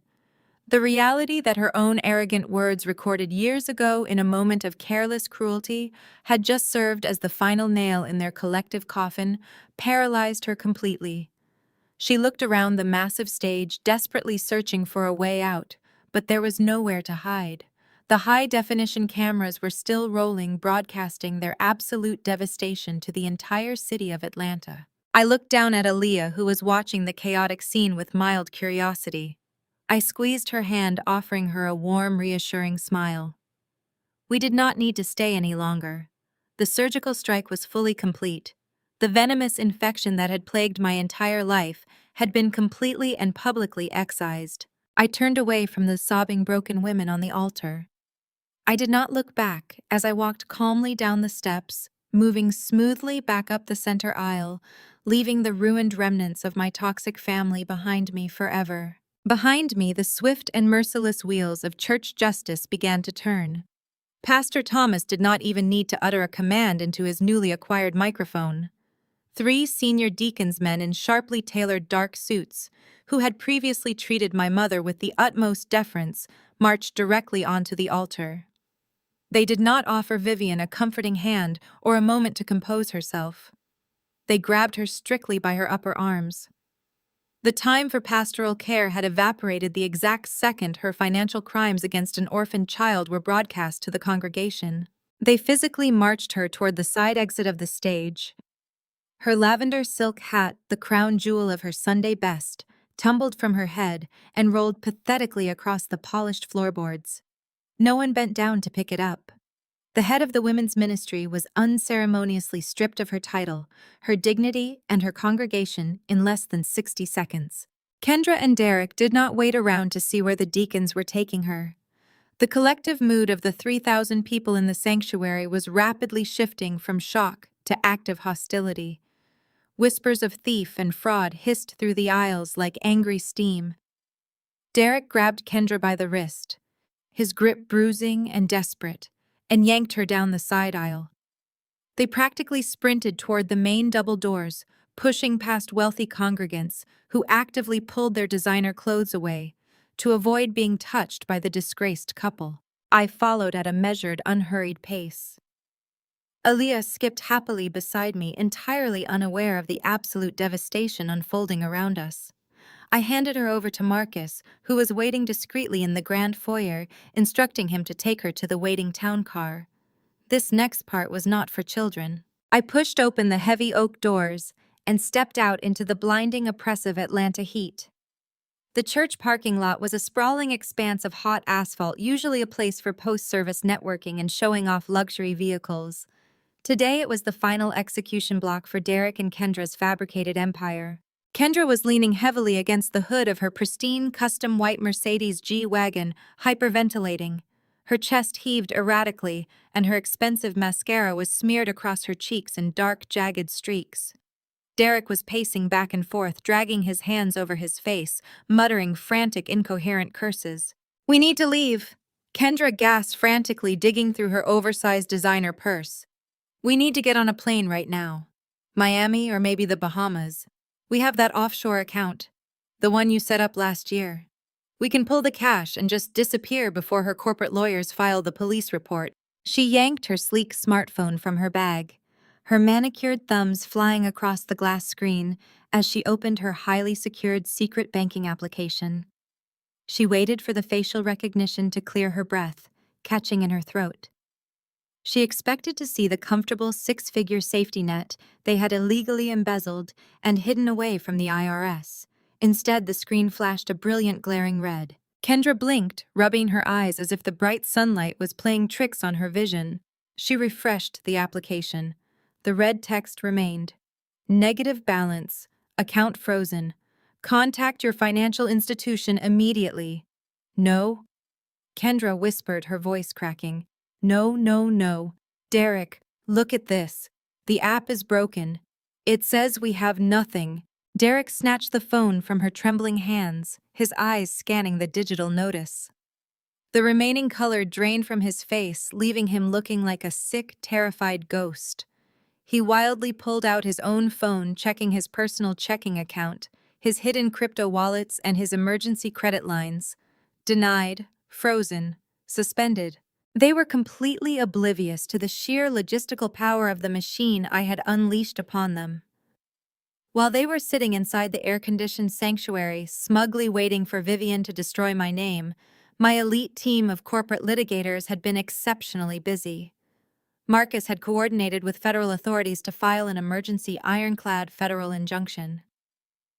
By the time the choir sang their final note, every single bank account routing number and hidden asset connected to Derek's IP address and social security number had been locked down tighter than a maximum security vault. They could not even buy a pack of gum, let alone a first-class ticket to the Bahamas. Before Derek could even articulate a response to their sudden absolute poverty, the heavy metallic roar of diesel engines shattered the Sunday morning quiet. Two massive heavy-duty tow trucks turned aggressively into the church parking lot. Their amber lights flashed brightly, reflecting off the sea of expensive cars belonging to the congregation. The massive metal rigs did not hesitate. They drove straight past the reserved VIP parking spots and pulled up directly in front of Kendra's white G-Wagon and Derek's sleek black Porsche Panamera. The timing was utterly flawless.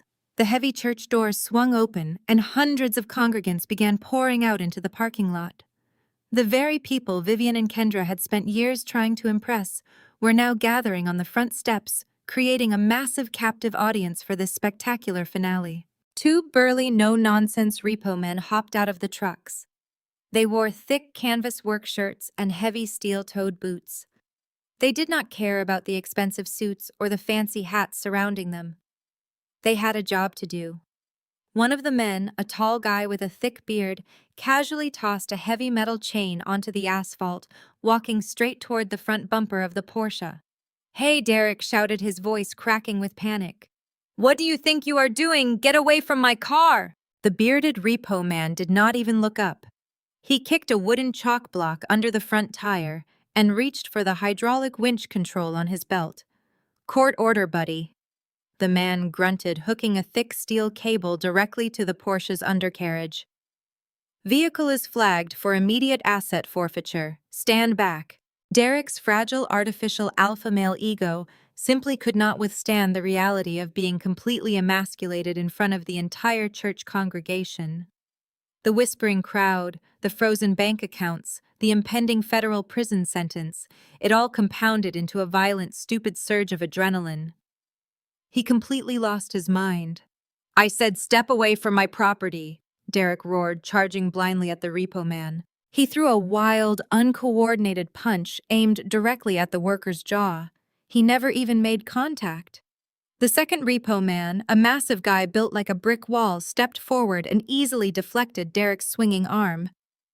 With a swift, practiced motion, the worker grabbed Derek by the lapels of his expensive suit, spun him around, and slammed him face first against the side of his own repossessed Porsche.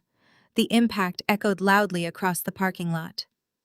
Derek grunted in pain, his cheek pressed firmly against the hot black metal, his arms pinned uselessly behind his back.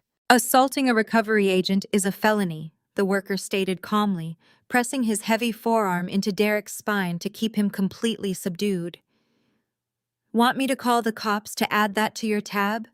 Or are you going to stand there quietly while we take your toys?" Derek stopped struggling. He went completely limp, humiliated and utterly defeated, pinned against the car he had bought with stolen money displayed for the entire city to see. Kendra watched her husband get manhandled with wide, unblinking eyes. The pristine, luxurious reality she had constructed for herself was completely gone. She had no mansion. She had no money. Her mother was a disgraced pariah. Her husband was a pinned, pathetic criminal. Her mind fractured under the overwhelming weight of her own greed. She did not rush forward to help Derek. She did not scream at the repo men. Instead, she turned her blistering, unfiltered rage entirely onto the man she had married. "You stupid, worthless idiot, Kendra!" shrieked her voice, tearing through the humid air, loud enough for every single congregant on the church steps to hear perfectly. Her face was twisted into a mask of pure hatred. "I told you this would happen. I told you not to get greedy with the daily accounts."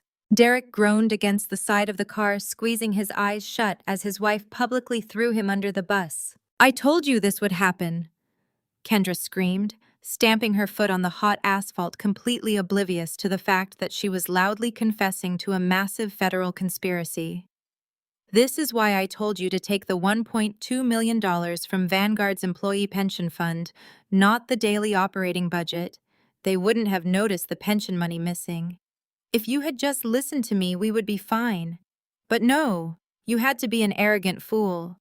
You had to skim off the top where the accountants could see it. You ruined my life." She stood there panting, her chest heaving, her hands balled into tight fists, waiting for Derek to argue back. But Derek remained silent, his face pressed against the hot metal of the Porsche, knowing his fate was permanently sealed. I stood completely still, leaning casually against the shade of a large oak tree just 10 feet behind my sister. I had walked out quietly behind the massive crowd, maintaining a position perfectly out of her direct line of sight. I held my sleek smartphone loosely in my right hand. Kendra's shrill, unhinged confession hung heavily in the dead, stagnant air of the parking lot. The wealthy congregants standing on the church steps gasped, pulling out their own phones, recording the utter collapse of the Golden family. I raised my phone slightly. The bright screen illuminated my calm, unbothered expression. The digital timer on the screen displayed a recording length of 2 minutes and 45 seconds. It had captured every single frantic curse, every panicked admission about the offshore accounts, and most importantly, Kendra's loud, unmistakable confession advising her husband to steal from the employee pension fund. I tapped the red square in the center of the screen. Stop. The audio file saved instantly, securely backing up to my private cloud server. It was the ultimate, indisputable evidence of a premeditated, coordinated criminal conspiracy. They were both going down. I slid the phone smoothly into the pocket of my white suit jacket, turned on my heel, and walked away toward my waiting town car, leaving them to the police sirens wailing in the distance. I slid the phone smoothly into the pocket of my white suit jacket. But instead of continuing my walk toward the waiting town car, I paused. The police sirens wailing in the distance were growing rapidly louder, their sharp, urgent tones cutting through the humid Atlanta air. There was one final, crucial piece of reality I needed to establish before the authorities took over. I turned around and stepped fully out from the deep shadows of the massive brick pillars flanking the church courtyard. The bright morning sunlight caught the pristine fabric of my tailored suit, making me an unavoidable, radiant focal point against the dark, oil-stained asphalt of the parking lot. Kendra and Derek whipped their heads in my direction. The sheer terror in their eyes was exquisite. They had thought they were alone. They had thought their frantic, incriminating argument was private. Seeing me standing there, knowing I had witnessed their entire meltdown, stripped away their last remaining shred of arrogant defiance. "Tampering with a corporate operating budget is state-level fraud, Derek," I announced. My voice was utterly calm, projecting clearly over the ambient noise of the gathering crowd and the idling diesel engines of the tow trucks. "State prosecutors might have offered you a plea deal. They might have let you serve a few years in a minimum security facility if you paid restitution." I took a slow, measured step forward, closing the distance between us. Derek backed up his shoulder blades, pressing hard against the side of his repossessed Porsche. But intentionally targeting an employee pension fund, I continued enunciating every single word with cold surgical precision. "That is a direct violation of the Employee Retirement Income Security Act. That is a federal crime. You did not just steal from a faceless corporate entity, Derek. You stole the retirement savings of warehouse workers, truck drivers, and logistics coordinators. You stole from hardworking people who trusted my company with their futures. The Department of Labor and the federal government do not offer lenient plea deals to arrogant executives who loot pension funds to buy luxury cars. You are going to a federal penitentiary, and you are going to be there for a very, very long time." The reality of the word federal finally penetrated Derek's thick, panicked skull. His chest began to heave with rapid, shallow breaths. The tough, aggressive alpha male persona he used to terrorize his subordinates and bully his family evaporated completely, leaving behind a terrified, cornered animal. He looked at the repo men, he looked at the growing crowd of churchgoers watching him from the steps, and then he looked at the open street. He snapped. Pure, unfiltered panic took over his nervous system. Derek violently shoved Kendra aside. He pushed his own wife so hard that she lost her footing on her expensive heels and crashed heavily onto the unforgiving asphalt. Her designer dress tore at the knee, and she let out a sharp cry of pain, but Derek did not even glance down at her.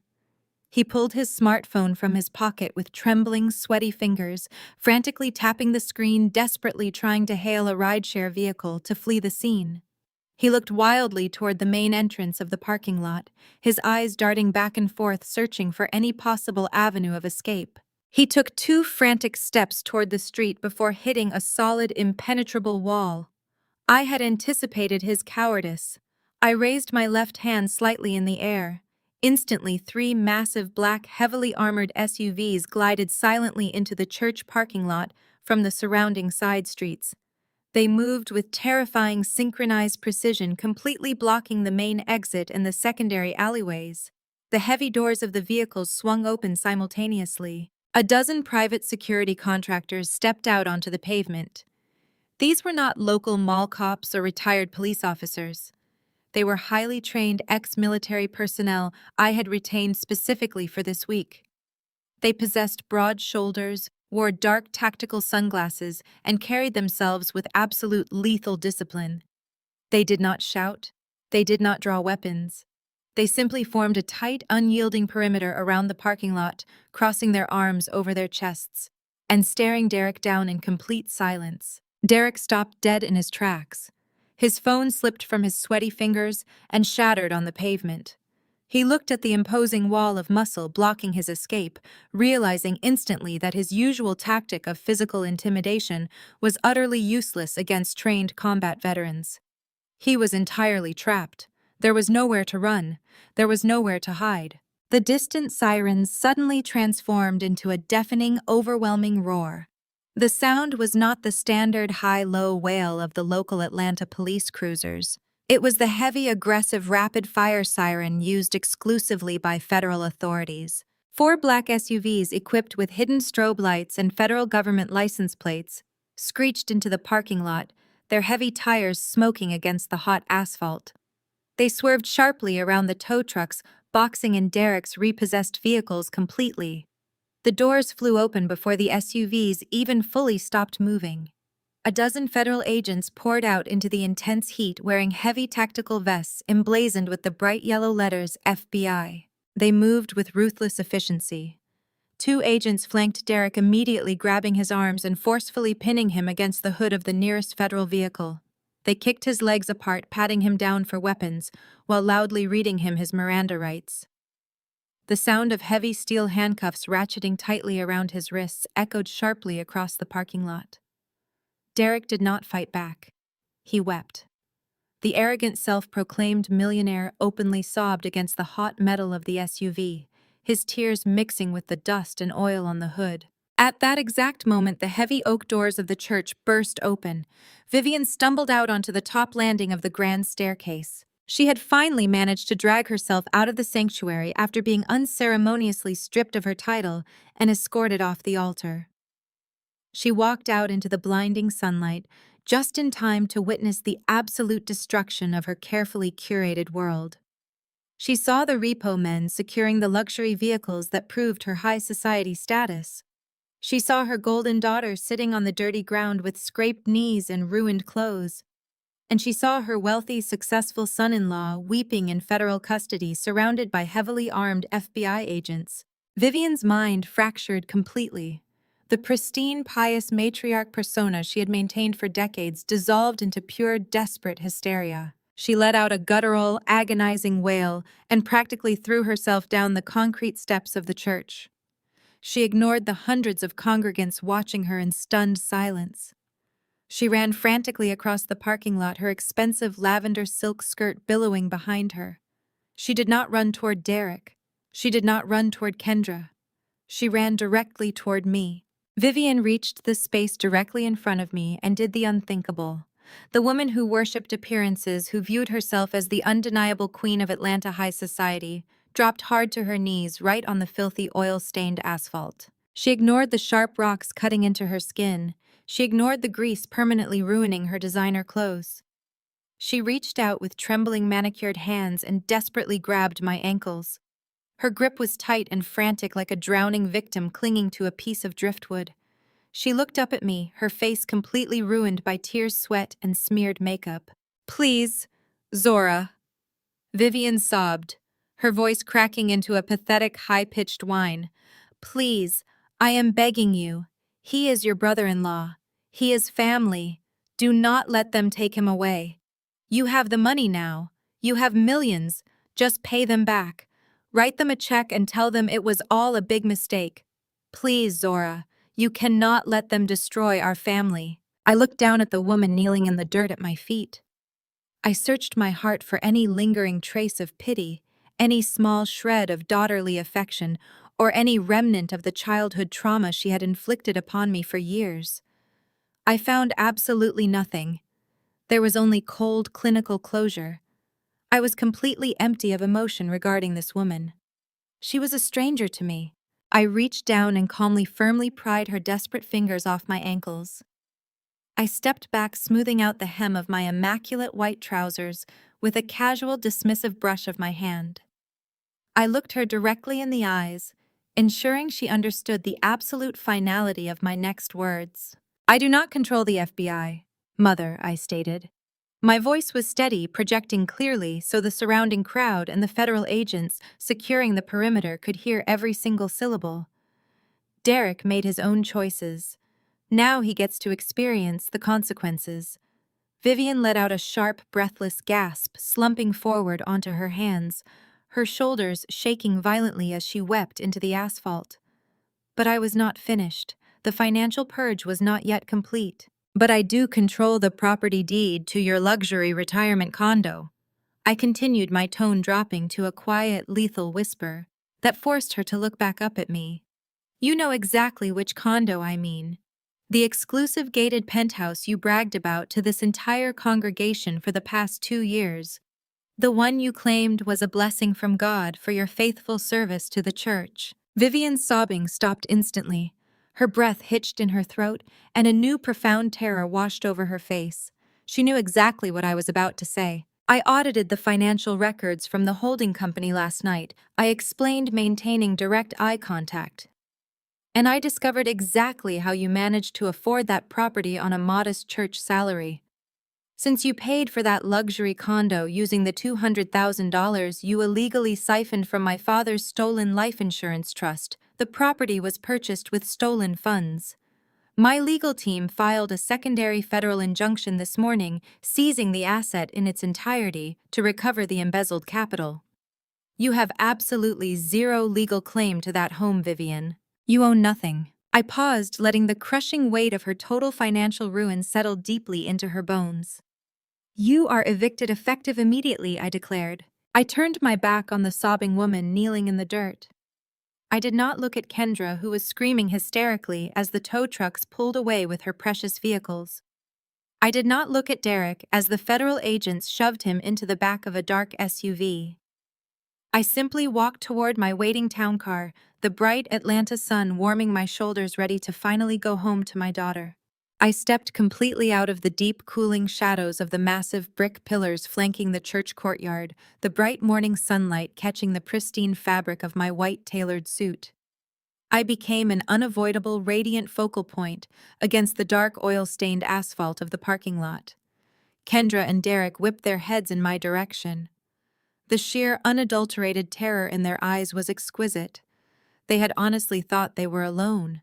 They had actually believed their frantic, incriminating argument was private. Seeing me standing there, knowing I had recorded and witnessed their entire meltdown, stripped away their last remaining shred of arrogant defiance. Tampering with a corporate operating budget is state-level fraud. "Derek," I announced, my voice utterly calm, projecting clearly over the ambient noise of the gathering crowd and the idling diesel engines of the tow trucks. State prosecutors might have offered you a plea deal. They might have let you serve a few years in a minimum security facility if you quietly paid restitution. I took a slow, measured step forward, closing the distance between us. Derek backed up instinctively, his shoulder blades pressing hard against the side of his repossessed Porsche. But intentionally targeting an employee pension fund, I continued enunciating every single word with cold, surgical precision. That is a direct violation of the Employee Retirement Income Security Act. That is a federal crime. You did not just steal from a faceless corporate entity. You stole the retirement savings of hardworking people. The federal government does not offer lenient plea deals to arrogant executives who loot pension funds to buy luxury cars. You are going to a federal penitentiary. The reality of the word federal finally penetrated Derek's thick, panicked skull. His chest began to heave with rapid, shallow breaths. The tough, aggressive alpha male persona he used to terrorize his subordinates and bully his family evaporated completely, leaving behind a terrified, cornered animal. He looked at the repo men, he looked at the growing crowd of churchgoers watching him from the steps, and then he looked at the open street. He snapped. Pure, unfiltered panic took over his nervous system. Derek violently shoved Kendra aside. He pushed his own wife so hard that she lost her footing on her expensive heels and crashed heavily onto the unforgiving asphalt. Her designer dress tore at the knee, and she let out a sharp cry of pain. But Derek did not even glance down at her. He pulled his smartphone from his pocket with trembling, sweaty fingers, frantically tapping the screen, desperately trying to hail an Uber to flee the scene. He looked wildly toward the main entrance of the parking lot, his eyes darting back and forth, searching for any possible avenue of escape. He took 2 frantic steps toward the street before hitting a solid, impenetrable wall. I had anticipated his cowardice. I raised my left hand slightly in the air. Instantly, 3 massive black, heavily armored SUVs glided silently into the church parking lot from the surrounding side streets. They moved with terrifying synchronized precision, completely blocking the main exit and the secondary alleyways.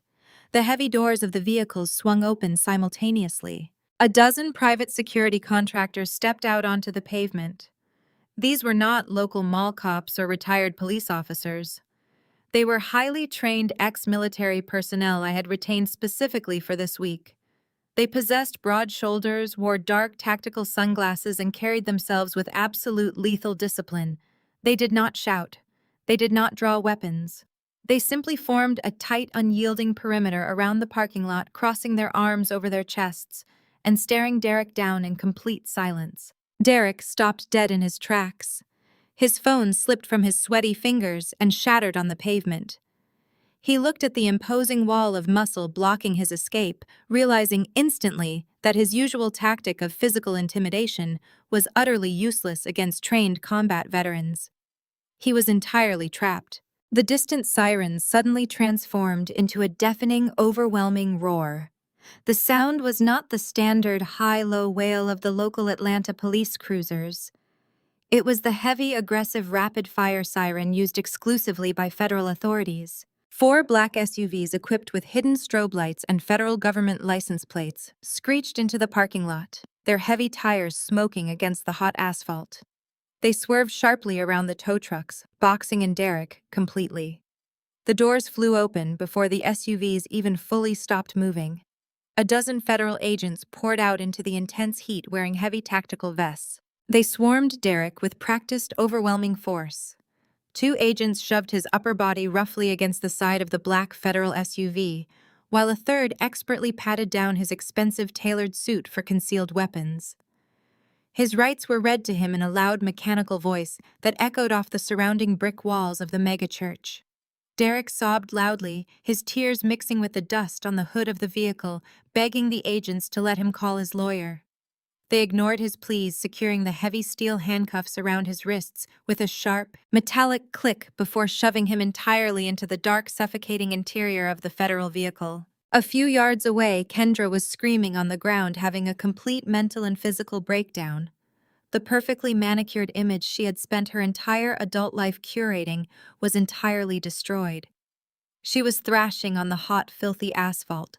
Her flawless, expensive lace front wig had been knocked completely askew during her scuffle with Derek, resting at a bizarre, crooked angle on her forehead. Her heavy designer makeup was running down her face in thick, muddy streams, mixing with the dirt she was currently rolling in. She was clutching the digital key fob to her custom white Mercedes G-Wagon, gripping the small piece of plastic so tightly her knuckles were stark white. She kept frantically pressing the unlock button, pointing it toward the main road, as if hoping the tow truck would magically reverse course and return her stolen status symbol. But the truck was already gone, disappearing around the corner with her entire fake identity chained to its flatbed. She pounded her fists against the unforgiving pavement, screaming obscenities at the federal agents, at Derek, and at the sky itself. Then there was Vivian. My mother had stumbled out of the church just in time to witness the absolute destruction of her carefully curated world. She realized in a single blinding flash of clarity that she had literally nothing left. She had no church status to hide behind. She had no golden child to mooch off to fund her lifestyle. She had no home to return to and absolutely no money to buy her way out of this nightmare. Vivian snapped her head toward me. Her eyes were wide, bloodshot, and filled with a frantic, unhinged desperation. She scrambled across the hot parking lot, ignoring the damage to her expensive lavender silk suit. She switched tactics, instantly abandoning the arrogant, commanding tone she had used to terrorize me my entire life. She tried to play the ultimate emotional card, the final pathetic weapon of a failed toxic parent. She dropped heavily to her knees on the asphalt, the very dirt she swore she would never touch in her designer clothes. She grabbed my ankles, sobbing uncontrollably. "I carried you for 9 months!" Vivian shrieked, her voice hoarse and raw, staring up at me with wild, pathetic eyes. "I gave birth to you. I suffered to bring you into this world. You owe me your life. You are my daughter, and you owe me your respect. You cannot leave your own mother out here with nothing." I looked at the weeping, desperate woman clutching my feet.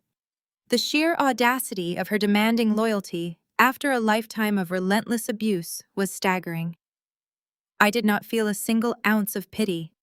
I was completely empty of emotion regarding this woman.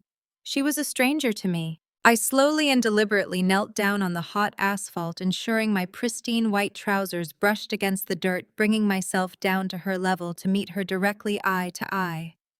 I stared into her terrified, tear-streaked face, projecting an aura of absolute, unyielding coldness. "You gave birth to me, but you never loved me." I stated, my voice deadly quiet, but sharp enough to cut through the ambient noise of the parking lot.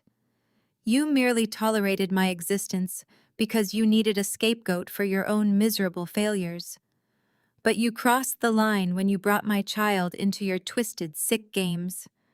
I leaned in closer, ensuring every word landed with maximum devastating impact. "Do you remember Thanksgiving 3 years ago, Mother?" I asked, my tone dropping into a clinical, icy register. It was freezing outside. Sleet was falling and the wind was howling. "You and Kendra decided that my beautiful 7-year-old daughter was entirely too loud and too disruptive to sit at your pristine, formal dining table. You let them throw my innocent child out onto the back patio in the freezing cold. And when she cried and banged on the glass because she was freezing to death, you did not let her back inside. Instead, you took her winter jacket. You stole a freezing child's jacket just so Kendra's miserable dog could have something soft and warm to sit on in the living room." I paused, watching the blood completely drain from Vivian's face as she realized I remembered every single detail of her cruelty. "And then you stood by the glass door looking out at my shivering, sobbing baby, and you laughed." I whispered, my voice dripping with absolute contempt. "You drank your expensive wine, and you laughed at a child suffering. You lost the right to call yourself a mother or a grandmother on that exact day." Vivian stared back at me, her breath catching in her throat. The realization that I had harbored this massive burning resentment for years, while quietly building my empire, finally shattered her remaining delusions. She was backed completely into a corner.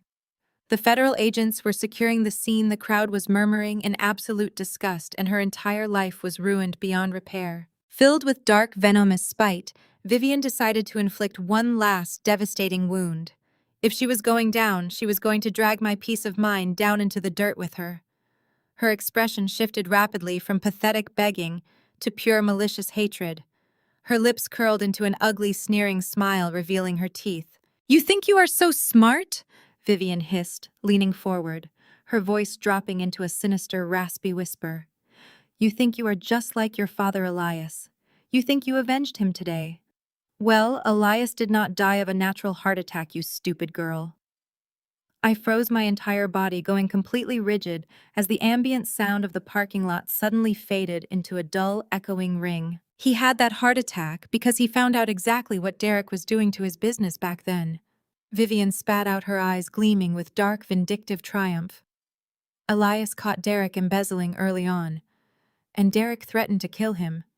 He threatened to murder your precious father in cold blood if he told the police. The stress killed your father's aura. Derek killed your father, and I knew about it the entire time. The entire sprawling expanse of the megachurch parking lot went absolutely horrifyingly dead.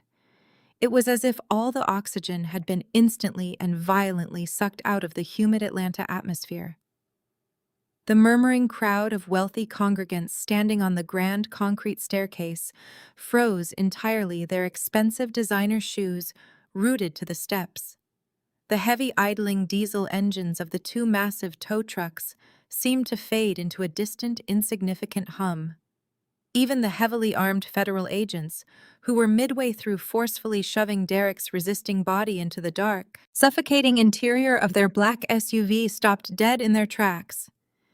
Every single head in the vicinity turned slowly, collectively, locking onto the weeping, ruined woman kneeling in the lavender silk suit. My blood ran completely cold. The fierce, burning heat of the morning sun beating down against my shoulders vanished entirely, replaced by a deep, glacial chill that radiated outward from the center of my chest. The financial revenge, the corporate maneuvering, the calculated destruction of their fake elite empire suddenly felt entirely secondary.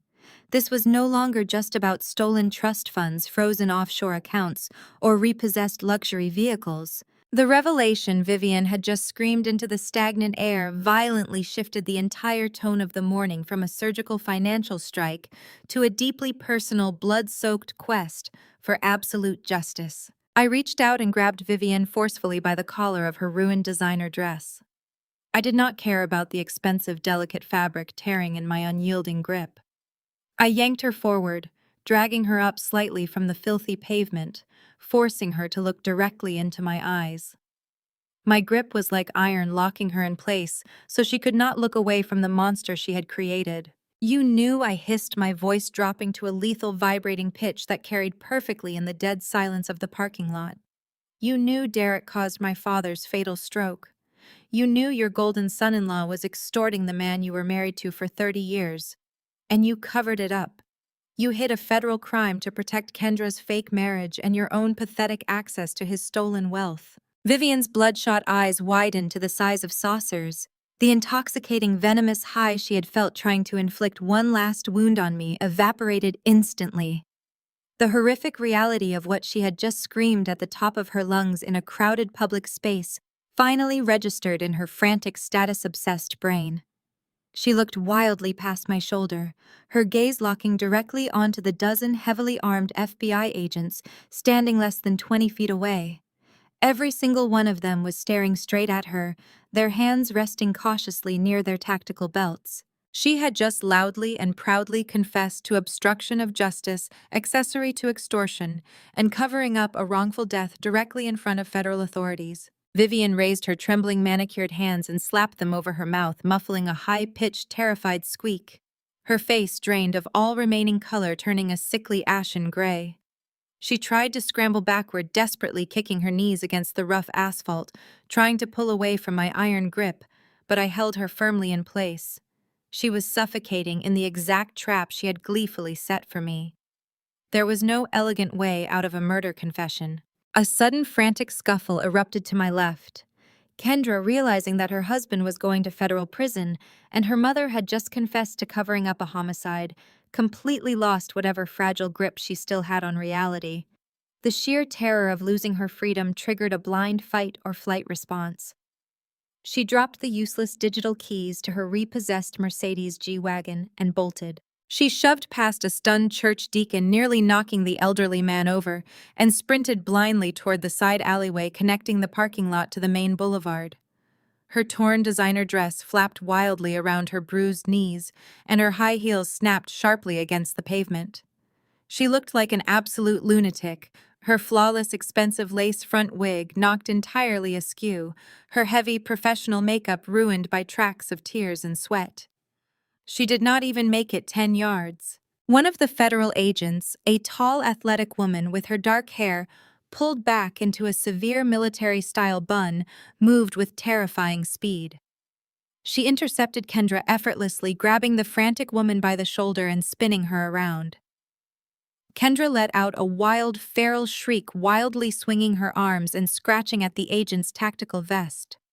The agent did not hesitate or negotiate. She executed a flawless tactical sweep, kicking Kendra's legs out from under her, sending the pampered golden child crashing hard into the dirt. The agent planted a heavy steel-toed boot squarely between Kendra's shoulder blades, pinning her flat against the ground. With smooth, practiced efficiency, she wrenched Kendra's arms backward and snapped a pair of heavy steel handcuffs around her wrists. The metallic click echoed loudly. Kendra thrashed and sobbed, her face pressed firmly into the very same dirt. Her mother was kneeling in, screaming that she was a victim, screaming that Derek had forced her to do it all. The agent ignored her entirely, hauling her up by her biceps and marching her toward the waiting line of federal vehicles. I kept my gaze locked intensely on Vivian, letting the sounds of Kendra's arrest echo around us. My mind raced backward rapidly, connecting 1,000 different fragmented memories that had haunted me for years. I remembered the terrible, shocking suddenness of my father's massive heart attack. Elias Hayes had been a healthy, robust, hardworking African-American man who built a successful logistics company from nothing through sheer grit and integrity. He had never smoked, never drank to excess, and had never shown a single sign of cardiovascular disease. He was the strongest man I knew. I remembered how quickly Derek had moved to take control of the company assets the very week after the funeral, bullying the grieving board of directors into submission. I remembered how Vivian had suddenly acquired her luxury retirement condo a mere month later, paying in full without a mortgage. I remembered how Kendra's lifestyle had skyrocketed into the stratosphere, filled with sudden trips to Paris, custom sports cars, and millions of dollars in highly suspicious liquid capital. The betrayal was absolute, staggering, and sickeningly complete. They had sacrificed a good, honest man. They had literally traded my father's life just to maintain their fake, flashy lifestyle. They had traded his beating heart for elite country club memberships, offshore bank accounts, and a front-row seat at a megachurch where they could pretend to be pious royalty. My deep, lingering grief for the father I had lost, the pain I had carried silently for years, transformed entirely in that moment. It hardened instantly, crystallizing into a cold, calculated steel. There was no room left for sorrow, there was no space for tears, there was only room for total, irreversible annihilation. I slowly released my grip on Vivian's ruined collar. I let her slump backward onto the hot pavement. She lay there, shivering violently, despite the oppressive Atlanta heat wrapping her arms around herself, as if trying to hold her shattered identity together. The lavender silk of her dress was stained black with engine oil and dirt. She looked up at me, waiting for me to scream, waiting for me to hit her, waiting for the massive emotional explosion she thrived on feeding off of. I gave her absolutely nothing. I denied her the satisfaction of my pain. I refused to let her see a single tear fall for the father she had helped destroy. I stood up gracefully, moving with a calm, terrifying elegance. I looked down at my pristine white suit, brushing a microscopic speck of dust from my jacket. I adjusted my cuffs with slow, deliberate precision, projecting an aura of complete and utter dominance. The members of the church board standing on the steps watched me in absolute terrified awe. I had walked into their sanctuary a ghost, and I was walking out a titan. I turned my back on my weeping mother, leaving her trembling in the dirt, and walked with purposeful, measured steps directly toward the lead FBI agent, standing next to the black SUV. The agent watched me approach, his expression serious, professional, and highly alert. He held his hand up, slightly halting his team as I stopped just outside their secure perimeter. I reached smoothly into my jacket pocket and pulled out my smartphone. I tapped the screen once, bringing up the heavily encrypted audio file I had just captured, and calmly handed the device over to the federal agent. "Agent," I said, my voice ringing out with crystal clear, unwavering authority, cutting through the chaotic noise of the crime scene. "This device contains the unedited, high-definition audio recording of Derek and Kendra explicitly discussing their coordinated scheme to embezzle $1.2 million from a Vanguard employee pension fund. It details their offshore accounts and their exact methods of bypassing the corporate ledger." The agent raised an eyebrow, taking the phone carefully, realizing he had just been handed the golden ticket to an ironclad federal conviction. And regarding the woman crying on the ground behind me, I continued, my voice never losing its deadly composure. I turned slightly and pointed a single perfectly manicured finger directly at Vivian, who flinched as if I had shot her. "I believe my mother just willingly and publicly confessed to accessory to extortion and obstruction of justice in relation to a wrongful death. She actively covered up the criminal actions that directly resulted in the death of Elias Hayes. I highly recommend you add those charges to the indictment." The lead FBI agent stared at me for a fraction of a second, his sharp eyes evaluating the sheer gravity of what I had just said. He looked down at the encrypted smartphone in his hand, understanding instantly that he held the key to a massive, multi-million-dollar federal conviction. And then he shifted his gaze to the ruined, trembling woman still slumped on the asphalt. The dead silence of the megachurch parking lot amplified the sound of the agent clicking his radio on. "Secure the older female," the agent commanded, his voice echoing with absolute authority. "Contact Atlanta PD immediately. Advise them we have a suspect volunteering a confession to state-level obstruction and accessory to extortion involving a wrongful death." Vivian let out a guttural, panicked gasp. The intoxicating rush of venom she had felt just moments before, the dark thrill of trying to hurt me with the truth about my father, vanished into thin air. She scrambled backward on her hands and knees, the expensive lavender silk of her designer skirt tearing against the sharp rocks and staining with thick black motor oil. "I did not mean it," Vivian shrieked, her voice cracking into a pathetic, high-pitched whine. "I was just angry. I was just trying to hurt her. You cannot arrest me for something I said when I was upset. I am a respected member of this church. I am a senior deaconess." The federal agents did not care about her church titles, her high society connections, or her expensive wardrobe. Two local police officers who had initially arrived to assist with the traffic control surrounding the vehicle repossessions moved in swiftly. They grabbed Vivian by her upper arms, hauling her to her feet with zero regard for her frantic struggling. She kicked and wailed, her impeccable facade completely shattered. The local officers spun her around, kicking her legs apart to secure her stance, and forcefully pulled her arms behind her back. The harsh metallic ratcheting sound of the heavy steel handcuffs closing around Vivian's wrists echoed across the parking lot like a gunshot. Derek heard the commotion from the open door of the black federal SUV. He twisted his neck, his face pressed awkwardly against the heavy reinforced glass of the vehicle window, and saw his mother-in-law being secured in handcuffs. The realization that Vivian had just confessed to knowing about the extortion, the very crime that had triggered Elias Hayes' fatal heart attack, pushed Derek over the final edge of sanity. The fragile, toxic alliance that had kept their family together for years completely disintegrated. Derek began screaming at the top of his lungs, thrashing wildly against the federal agents holding him. She knew Derek roared, his voice thick with terror and betrayal. "Vivian knew everything. She helped me hide the money. She took the life insurance payout. Do not just take me. She is guilty too. She is a monster." Vivian shrieked back at him, calling him a failure, a coward, and a thief. They tore into each other like starving animals, perfectly willing to sacrifice one another to save their own skins. The federal agent standing by Derek's vehicle had heard enough. He shoved Derek's shoulders hard, forcing him entirely into the back seat of the SUV, and slammed the heavy armored door shut, instantly cutting off the sound of his frantic, cowardly screaming. A few yards away, Kendra stood completely alone. The female federal agent had hauled her to her feet and was holding her firmly by the bicep, waiting to process her alongside her husband. Kendra was shivering violently. Despite the heavy, humid heat of the Atlanta morning sun beating down on the asphalt, her teeth were chattering. Her nervous system was in total shock.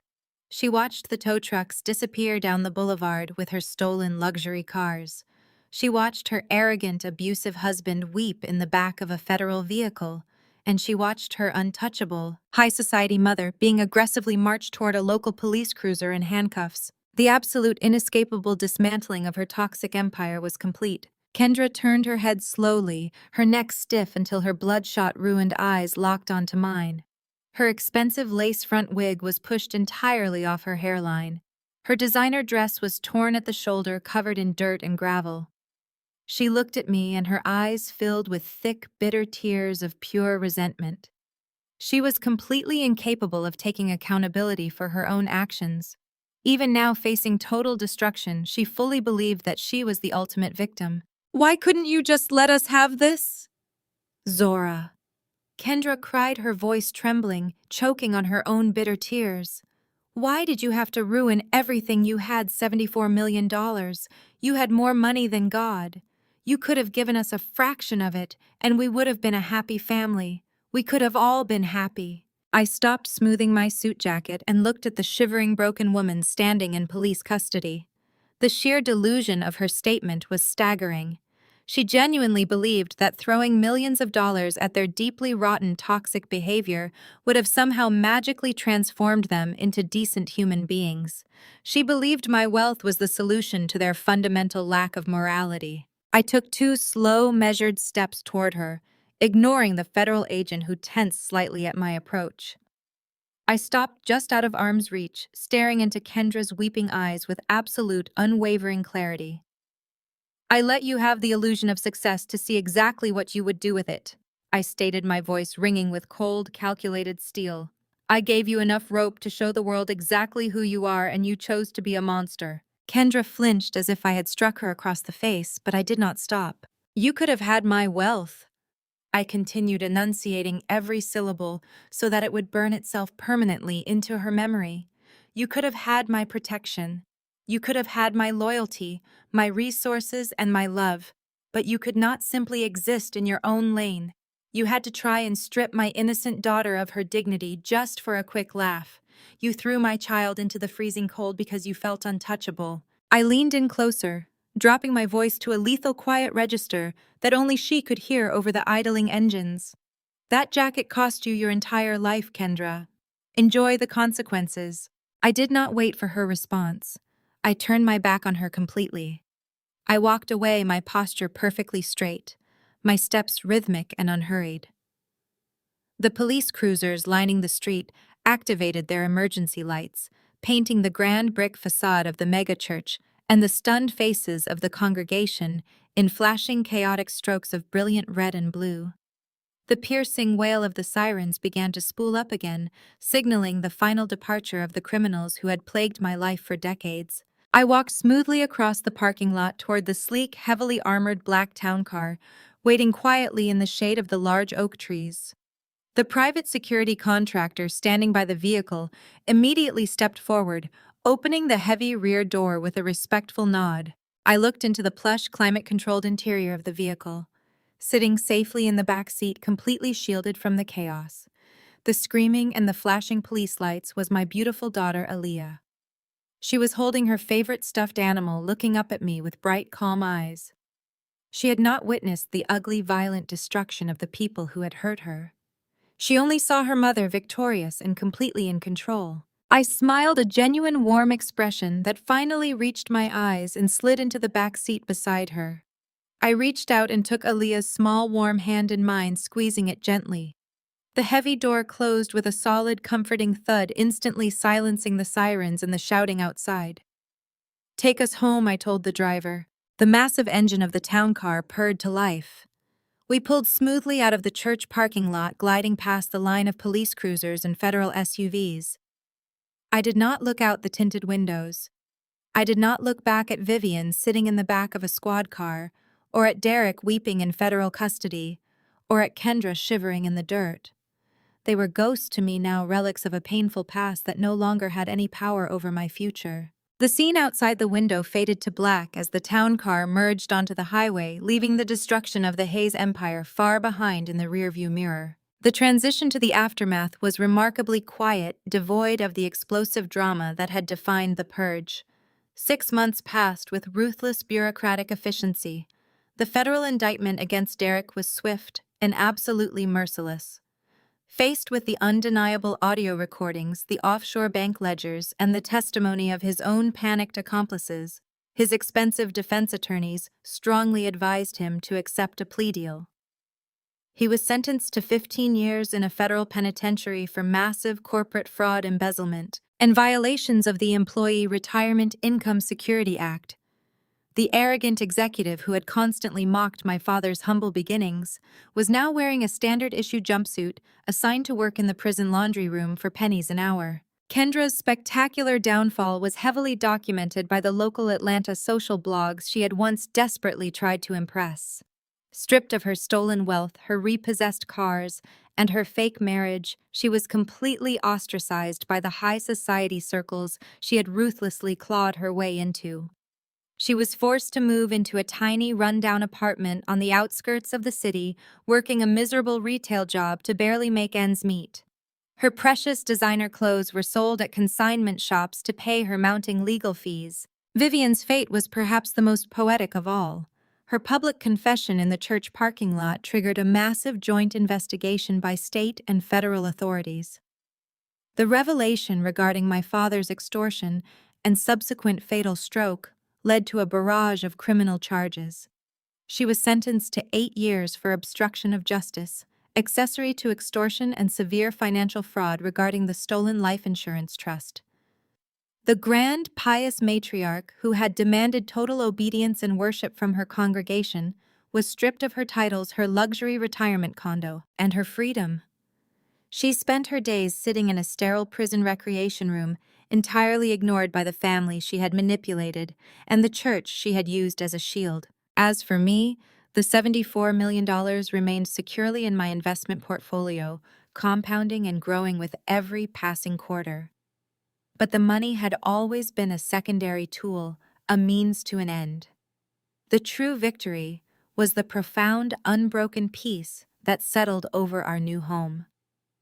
Aaliyah thrived, excelling in her private school, surrounded by genuine love, security, and the absolute certainty that her mother would tear down the world to protect her. I stood on the expansive balcony of our new estate, sipping a cup of black coffee as the morning sun crested over the distant horizon. The air was crisp, clean, and entirely free of toxic influence. The purge was over. The ghosts were buried.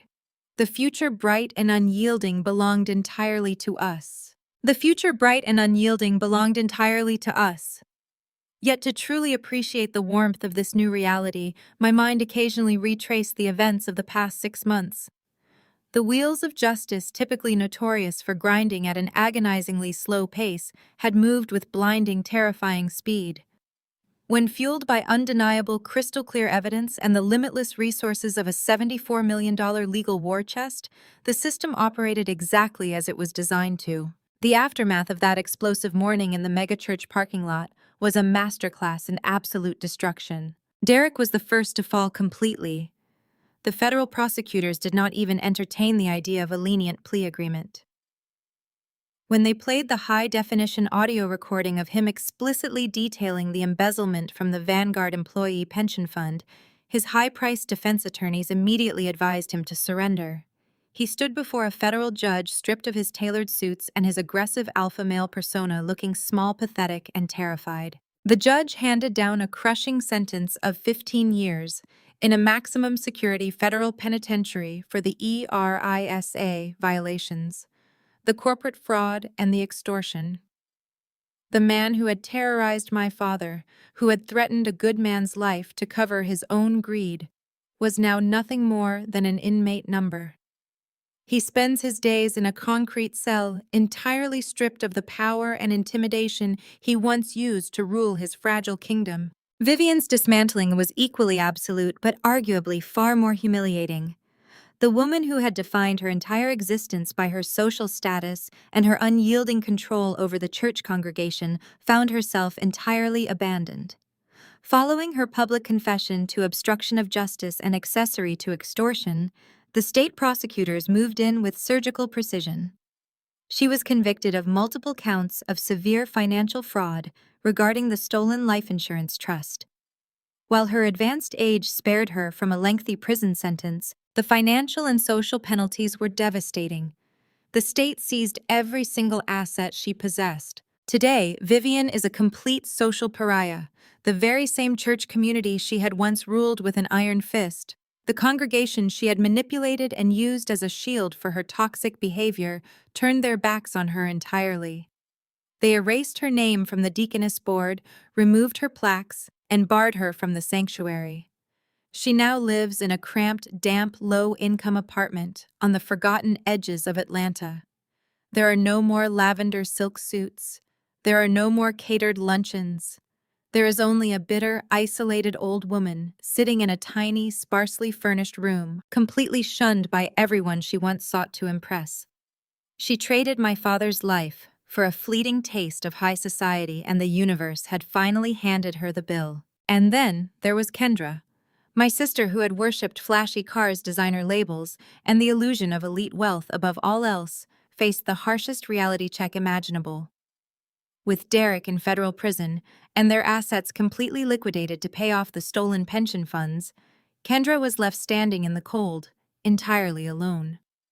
She had no husband to hide behind, no mother to fund her lifestyle, and absolutely no wealth to shield her from the real world. The court ordered her to pay massive ongoing restitution for her role in the financial cover-up. To meet those court-mandated payments, Kendra was forced to enter the workforce. The woman who had sneered at working-class people now wears a stiff polyester fast food uniform. She spends her days standing under harsh fluorescent lights, wiping down greasy tables, and taking orders from teenagers for minimum wage.